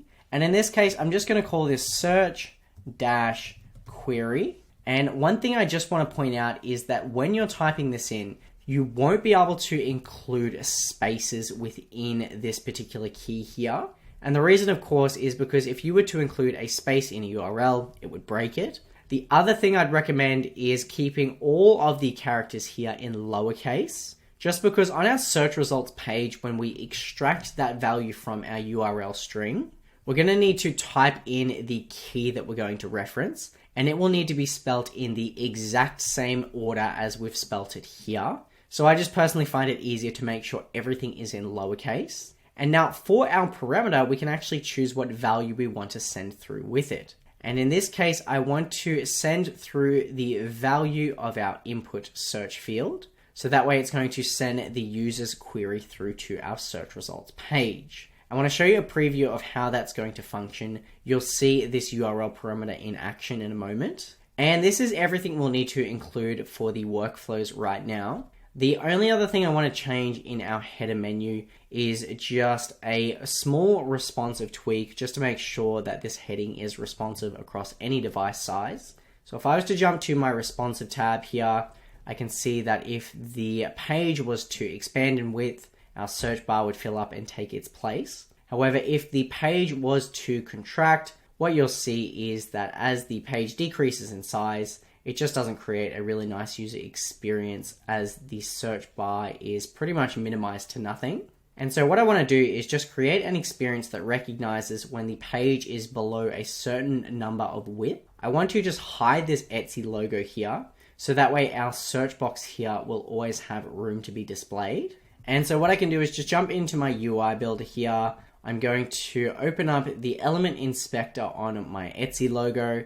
I'm going to create a condition, and I'm just going to recognize when the width of the page, so I'm going to type in the word width, and I'll select when the current page's width is less than 580 pixels. I would like this element to be visible, and I'm going to not tick that should be true, meaning this would be hidden.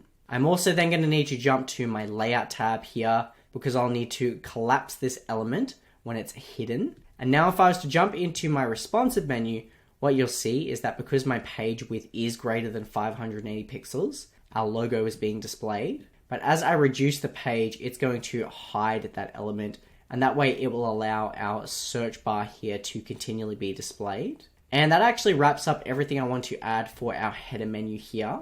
What we can now do is finally add this onto the home page that we had originally created. So I'm going to open up our page drop down here. I'm going to head to our home page. And when I want to add this reusable element in, I'm going to scroll right down to the bottom of our elements here. And I'm going to select to add in my Etsy header onto my page. And as you'll see, it's now being displayed. But of course, I can't make changes to this element here.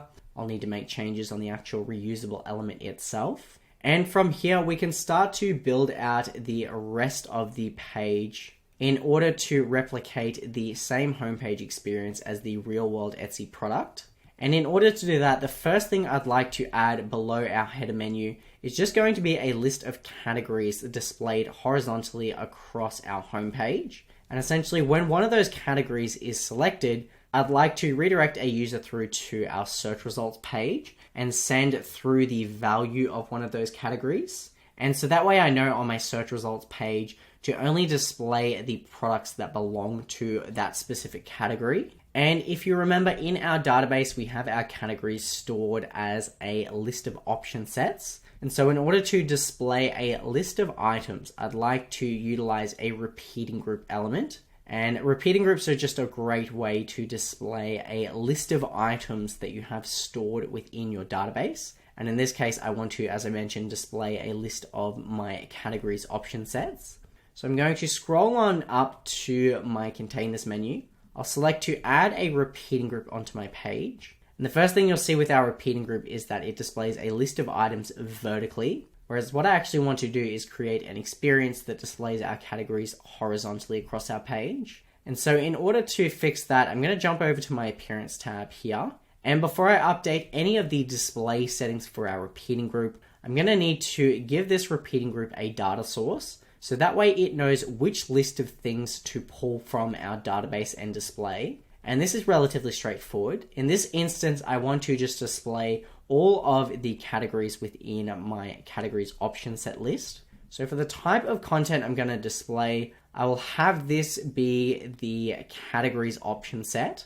For the data source, I'm just going to want to search for all of the categories added within that list.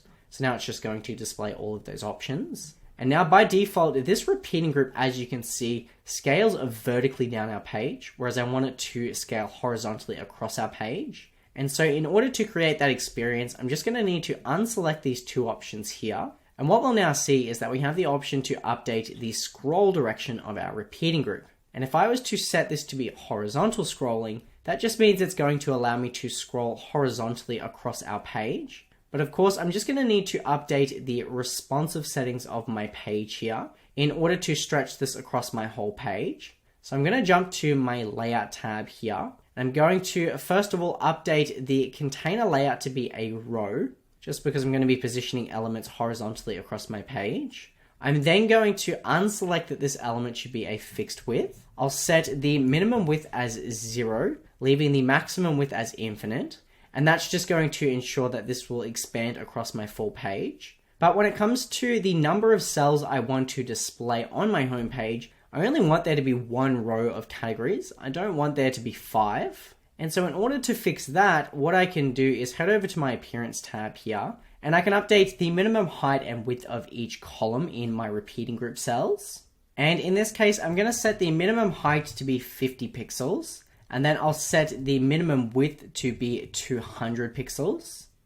And the reason why I've selected these dimensions is because this roughly looks like the amount of space I'm going to need in order to display the category name that we're pulling from our option set list. But one thing you may have noticed is that as we reduced the overall height of our repeating group cells, it's divided our total repeating group into even more cells. And the reason it's doing that is because over in our layout tab here, it has a minimum height of 350 pixels. And so because the height that I've set on each repeating group cell is now smaller, it's going to be able to fit more cells into the overall size. And a way in which we can fix that is by heading over to our layout tab once again. And when it comes to the actual height of our repeating group, I'm going to set the minimum height to be 0. But if I set the maximum height to be 50, which is the exact same height as the minimum height for each repeating group row, what you'll see is that it will collapse nicely and now only display one row across our whole page. And because the scroll direction of this repeating group is horizontal, it's going to allow us to infinitely scroll sideways across this repeating group, unlike the previous repeating groups that we've added, which allow us to scroll downwards. And then from here, before I update any of the additional responsive settings within the layout tab of this repeating group, what I'd like to do is add a text element inside the repeating group cell here, which is just going to display all of the category titles that we've added into our option sets list within our database. So I'm going to scroll on up to our visual elements. I'll select to add a text element into the first repeating group cell here. And when it comes to the text I want to display, this is relatively straightforward. I just want to insert dynamic data and display the current cell's category, its display text, which will be the name of the category itself. I'm then going to remove the style of this text here, just because I'd like to align this text within the center of the actual text element itself. And then from here, I'm going to jump over to my layout tab because I'd like to update the responsive settings of this particular element. So like always with our text elements, I'm going to unselect that this should be a fixed width. I'll set the minimum width as 0, leaving the maximum width as infinite, which means it's going to take up as little or as much space as it is required in order to fit in all of the text. I'm also then going to set the minimum height here to be 0, leaving the maximum height as infinite. So that way, if the text needs to collapse onto a separate row, it will allow us to do that. And then finally, I'm going to vertically align the text in the center of our repeating group cell. And that will just ensure that there's some consistency of the placement of the text within our overall repeating group. And now when it comes to this text element, I'm not going to add any margins within the actual element itself. But what I would like to do is head over to my repeating group here, because I would like to add some margins on the left and right hand side of this repeating group on my page. So I'm going to add in 20 pixels margin on the left and 20 on the right. And what you'll now see is that this will move this roughly into the center of my page. And you may also notice that within the last cell of my repeating group, the text is being cut off. And that's actually an experience I want to occur, because with this repeating group, as I mentioned, it scrolls horizontally. So if a user sees that an option is cut off, it will prompt them to scroll sideways across and view all of the remaining categories that they can search through. And that concludes all of the design configurations I'll need to add onto my repeating group here. The other thing I would like to do while we're working on this repeating group is just create a workflow that recognizes when one of these categories is clicked, in which case I'd like to send a user through to our search results page. And on that page later on, what I'd like to do is display a list of all of the products within our database that are listed within the same category that a user has selected to search with. And so in order to do that, I'm going to click on the text within our first repeating group cell here. Then I'm going to head to my Appearance tab, and I'll choose to start a workflow every single time the text element is clicked. And similar to our search bar input within our header menu, we're going to create a navigation event that sends a user through to a page. The page will be the search results page that we had created. And in this instance, what I'd like to do is send through the value of the category in which a user would like to filter some search results by. And so what I'm going to do is select to send through another URL parameter. So I'm going to tick this option here to send a parameter. I'm then going to need to create a custom parameter from scratch once again, only this time I'm going to be calling the parameter name search-category. And again, I'd just like to highlight that the spelling here is all in lowercase letters, and you'll just need to ensure that there's no typos. I can see I've added a typo there, just because later on when I'd like to reference the data sent through for this particular URL parameter, I'm going to need to replicate the exact same spelling of the key that we've sent through. And now that I've identified the name of this URL parameter, I'm going to need to select the data I'd like to send through with it. And in this case, the data is just going to be the current sales category, its display text, which is just going to be the name of the category that someone has selected. And of course, when we build out our search results page, I'm going to be explaining in detail how we can filter a list of search results based on this category that we're sending through. But that's everything we'll need to include within the repeating group for our categories on our page. The last thing I'd like to do on this page is just display a list of featured products across our application. And so on our homepage, I'd like to just display a couple of different products that I'd like our users to browse through. And of course, in order to display a list of items, we're going to need to add a repeating group onto our page. But before I do that, I'm just going to add a text element onto my page here.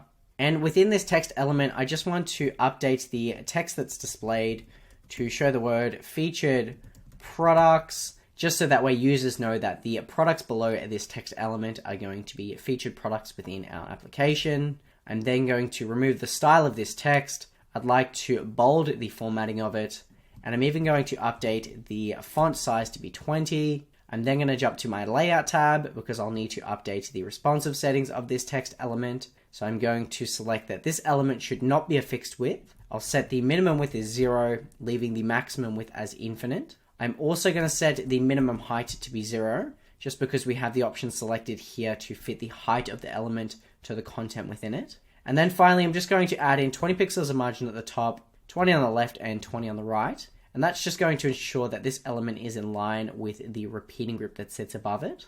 And now below this, we can finally add in the repeating group that's going to display a list of products from our database. So what I'm going to do is scrolling down to my containers menu here, I'm going to add in a repeating group element. And likewise with a repeating group, the first thing we'll need to do is configure the data source of it to determine which items I'd like to pull and display from my database. So for the type of content here, what I'd like to do is display a list of product listings. Then for the data source, I'm just going to perform a search through my database for all of the product listings. And what I'd like to do is actually just sort these in a random order, just so that way it's going to evenly distribute a few key products across our homepage where our users are going to probably visit the most. So I'm going to select to sort these randomly. And now when it comes to this repeating group, instead of displaying every single product in our database, because if you start to scale your application and you have hundreds, if not thousands of products within your database,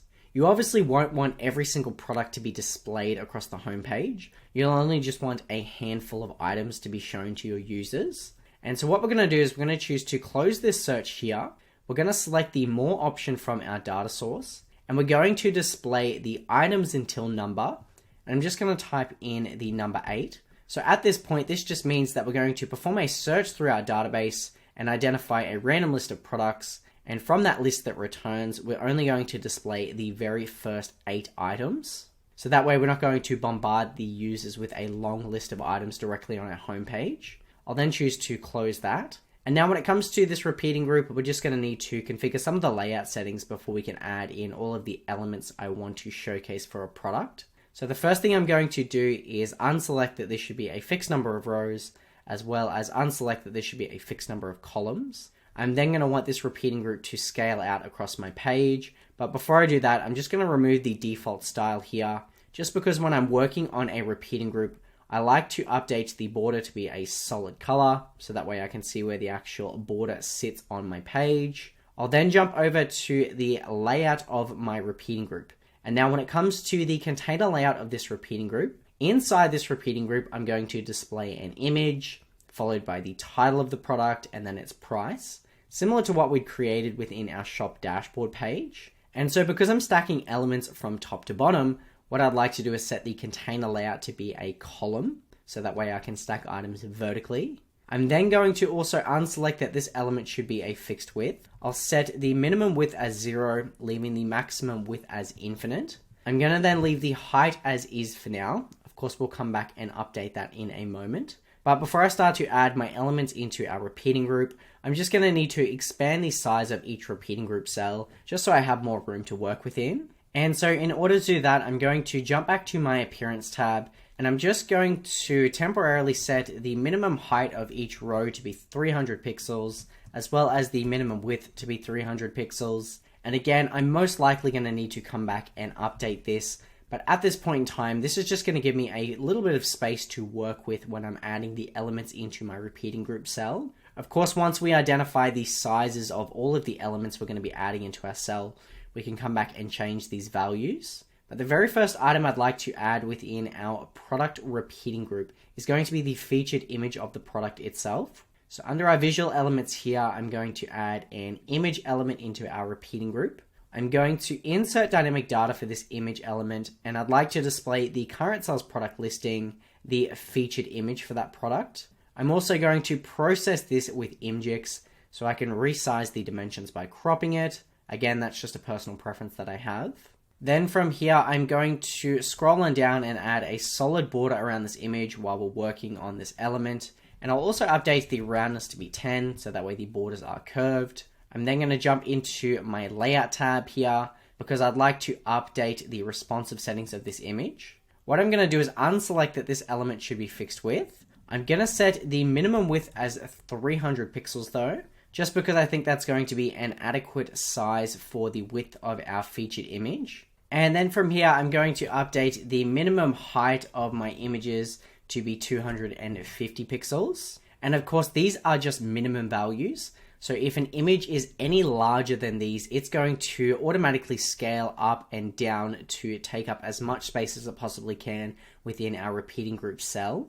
But what I'd also like to do is just add in 10 pixels of margin around the top, the left, and the right-hand side of this image element. And now that we know that the minimum width of our repeating group is going to be 300 pixels, and we have 10 pixels of margin on the left and the right-hand side of this element, we know that the full width of our repeating group cell is going to be 320 pixels.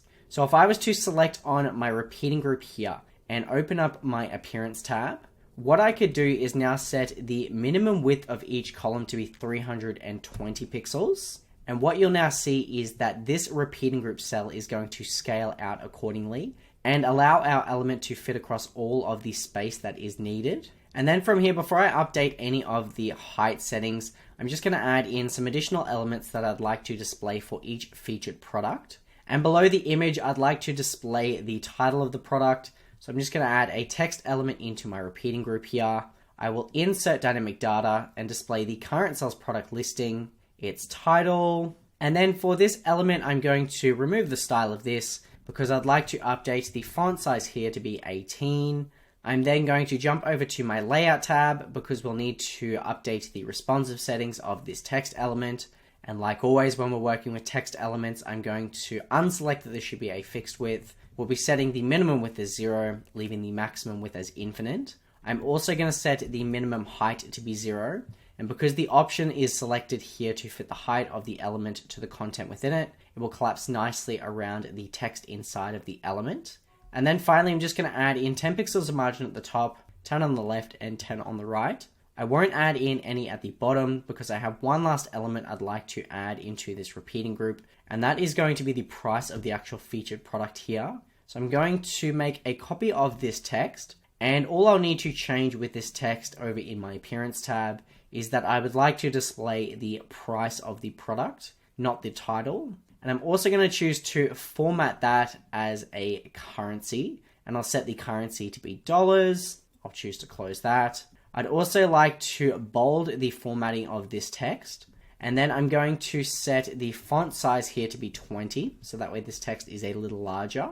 And then finally, I'm going to jump to my layout tab, and I'd like to add in 10 pixels of margin at the bottom of this text element, because this is the very last element I'll be adding into my repeating group cell. And then from here, I can open up my repeating group once again and head to my layout tab. And what I'm going to do is just set the minimum height now to be 0. So that way this repeating group will collapse around all of the elements inside of the repeating group cell itself. And at this point in time, that's everything I want to add within my repeating group. One additional feature I'd like to add though is just a workflow that's going to redirect a user through to a dedicated product page if they were to select on any product within our repeating group.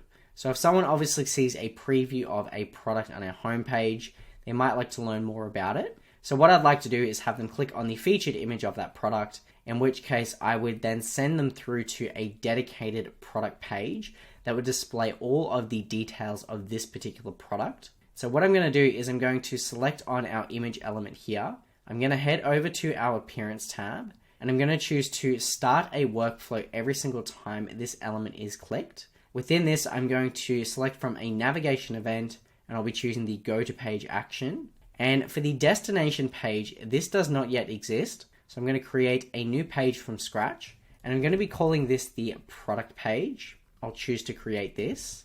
Now I can set the destination to be the product page. But one thing I'd like to note is that when I'm sending someone through to a product page because they want to learn more about a specific product, I'm going to need to send through some data of that particular product. And then on that product page, I'm going to need to display all of the details of that dedicated product. And now while we could use page parameters to send through the value of a product, Bubble actually has a dedicated feature for creating this exact experience we want to create right now. And so if we were to open up our page drop-down menu and head to our product page, we're going to open up our design tab. And at this point, this page should be entirely blank. One thing I would like to point out though is, let's say you've got thousands of products within your database and you want to display the full information of each of those within your application. Instead of creating 1,000 different versions of this product page, where Bubble thrives is that it allows you to just create one version and then dynamically display the information of the needed product at the time. And the way in which you can do that is by updating the type of content that you want to store on your overall page itself, similar to how you can store a type of content within a group or a pop-up. And in this case, I'd like to store the value of a product listing on my page, which means that back in the workflow we were editing that sends a user through to our product page, I can actually send through the value of a dedicated product, and then I can choose to pull and extract all of the information and details of that product and display it across my page. And so if I open up my page drop-down menu and once again head back to my home page, I'll open up my workflow editor and choose to open the workflow when the featured image was clicked in a product listing. And now when we send a user to the product page, because we now have a type of content stored on that page, we will be required to send some data through to this page. And in this case, I'd like to send through the data of the current sales product listing. So that is the product that someone selects on within our repeating group. So that way, if they select the second product here, it's going to send through the value of that product. And if they select the third or fourth product, it's going to make sure it sends through the value of each individual product that they select. And that is actually everything I wanted to build out on our homepage here. One other last little thing I wanted to cover though is how you could create a featured list of products that you could manage across your homepage. So within our repeating group here, what I've done is just showing you how you could perform a search for 8 random products within your database. But let's say that you as the admin want a way to control which products are going to be displayed across your homepage. There's definitely a way in which you can create that experience. All you'd need to do is just add an additional data field under your product listing data type, and then you could edit that manually within your database. So if you were to open up your database and choose to open the product listing data type, what you could do is choose to create a data field called featured, and this field type could be a yes or no value. You could create this, and then you could set the default value to be no, which means that by default, every product is not going to be featured. But let's say you wanted to display a list of featured products on your homepage. What you could do when you're performing a search for a product listing, you could choose to only display the product listings where the featured status equals yes. And then in order to update which products are going to be featured, it's as simple as just jumping into your database once again. And if you head to your app data tab, you can open up all of the product listings within your database. And you can just choose to edit a product listing. And you could set the featured value as yes or no. I'm not going to worry about this though now. I'm just going to delete that off. But that's just something I did want to show you before we actually take a preview of our application. But at this point in time, I'm happy with the way everything is structured on our homepage here. So let's just jump over and take a preview of what this is now going to look like. Over in a preview of my homepage here, the first thing I can see is that my reusable element that I've added for my header is being displayed across the top of my page. And of course, if I wanted to navigate between all of the different pages in my app, I could select from any one of these icons here. And before I jump in and show you how our search bar works in a moment, one thing I just wanted to point out is that you might notice that our horizontal repeating group is not being displayed on our page. I have a small hunch as to why that is the case. So I'm going to jump back into my bubble editor here.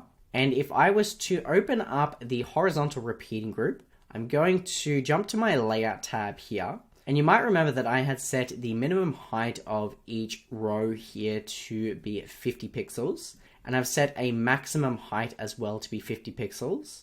But when you're working with horizontal repeating groups, they're a little bit more temperamental and a little bit more difficult to configure.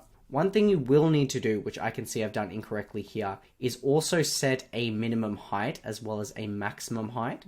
So because I have a minimum height as 0, it's literally not displaying it on my page because it has a height of 0 currently.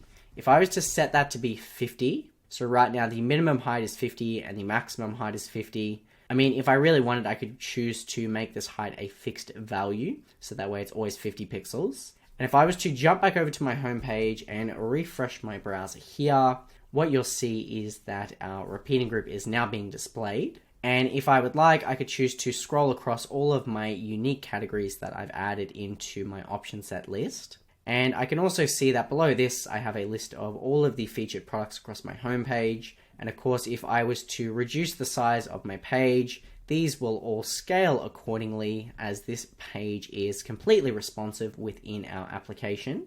But before I wrap up the preview for this particular section of our tutorial, what I'd like to do is just show you a little glimpse of how our search bar is going to work. So let's say I wanted to search for clay animal sculptures, but I just type in the word clay. I could choose to select enter. It's going to now change the value of that input field, which means it's going to trigger our workflow that's going to send us through to our search results page here. And what you might notice is that although our page is blank because we haven't actually added anything onto this page, it's attached a URL parameter at the end of our URL string here. So you can see that the search query now equals the value of clay. And within our next module, I'm going to be explaining how we can display a list of products where the title actually fits the same value sent through our search query. And what you'll also notice is on our homepage, if I was to jump back, if I was to select one of these categories, it's also going to redirect us through to our search results page and send through the value of the unique category that we've just selected. And again, within our next module, I'm going to be explaining how we can extract that value and display a list of relevant products. Back in my Notion checklist, I'm going to tick off that we've finished building out all of the features to power our homepage experience. I know there was quite a bit within this, considering we had to create the reusable element as well as 2 repeating groups, one being a horizontal repeating group, which in my opinion are one of the most difficult elements to actually work with when you're using a Bubbles platform. But we got there eventually in the end, and I'm quite happy with how the homepage looks and functions. Of course, the homepage I had shown you currently is color-coded in many different ways.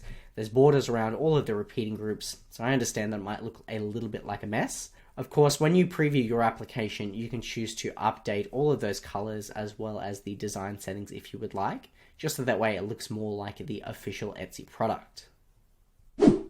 And just like that, unfortunately, that is all I have time to include within this YouTube video today. As you can see, we've been building for more than 2 straight hours, and we've barely scratched the surface of what's possible using Bubbles no-code tool.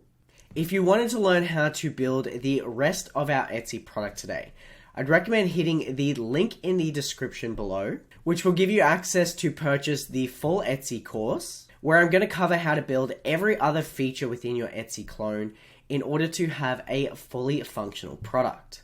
At this point, there's still so much that we need to create.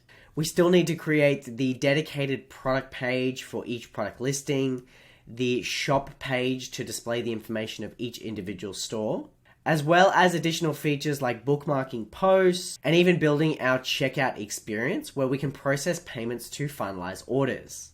Similar to this tutorial today, that full course is going to explain every single step throughout the process in as much detail as I possibly can. And I truly think it's going to save you months of time having to learn how to build this product yourself. In the meantime though, if you wanted to stay up to date with any additional Bubble tutorials that I publish, I'd always recommend hitting the subscribe button on my channel, so that way you'll be the first to know whenever I drop a new video. And of course, until next time, I just wanted to say that I wish you all of the best on your own no-code journey.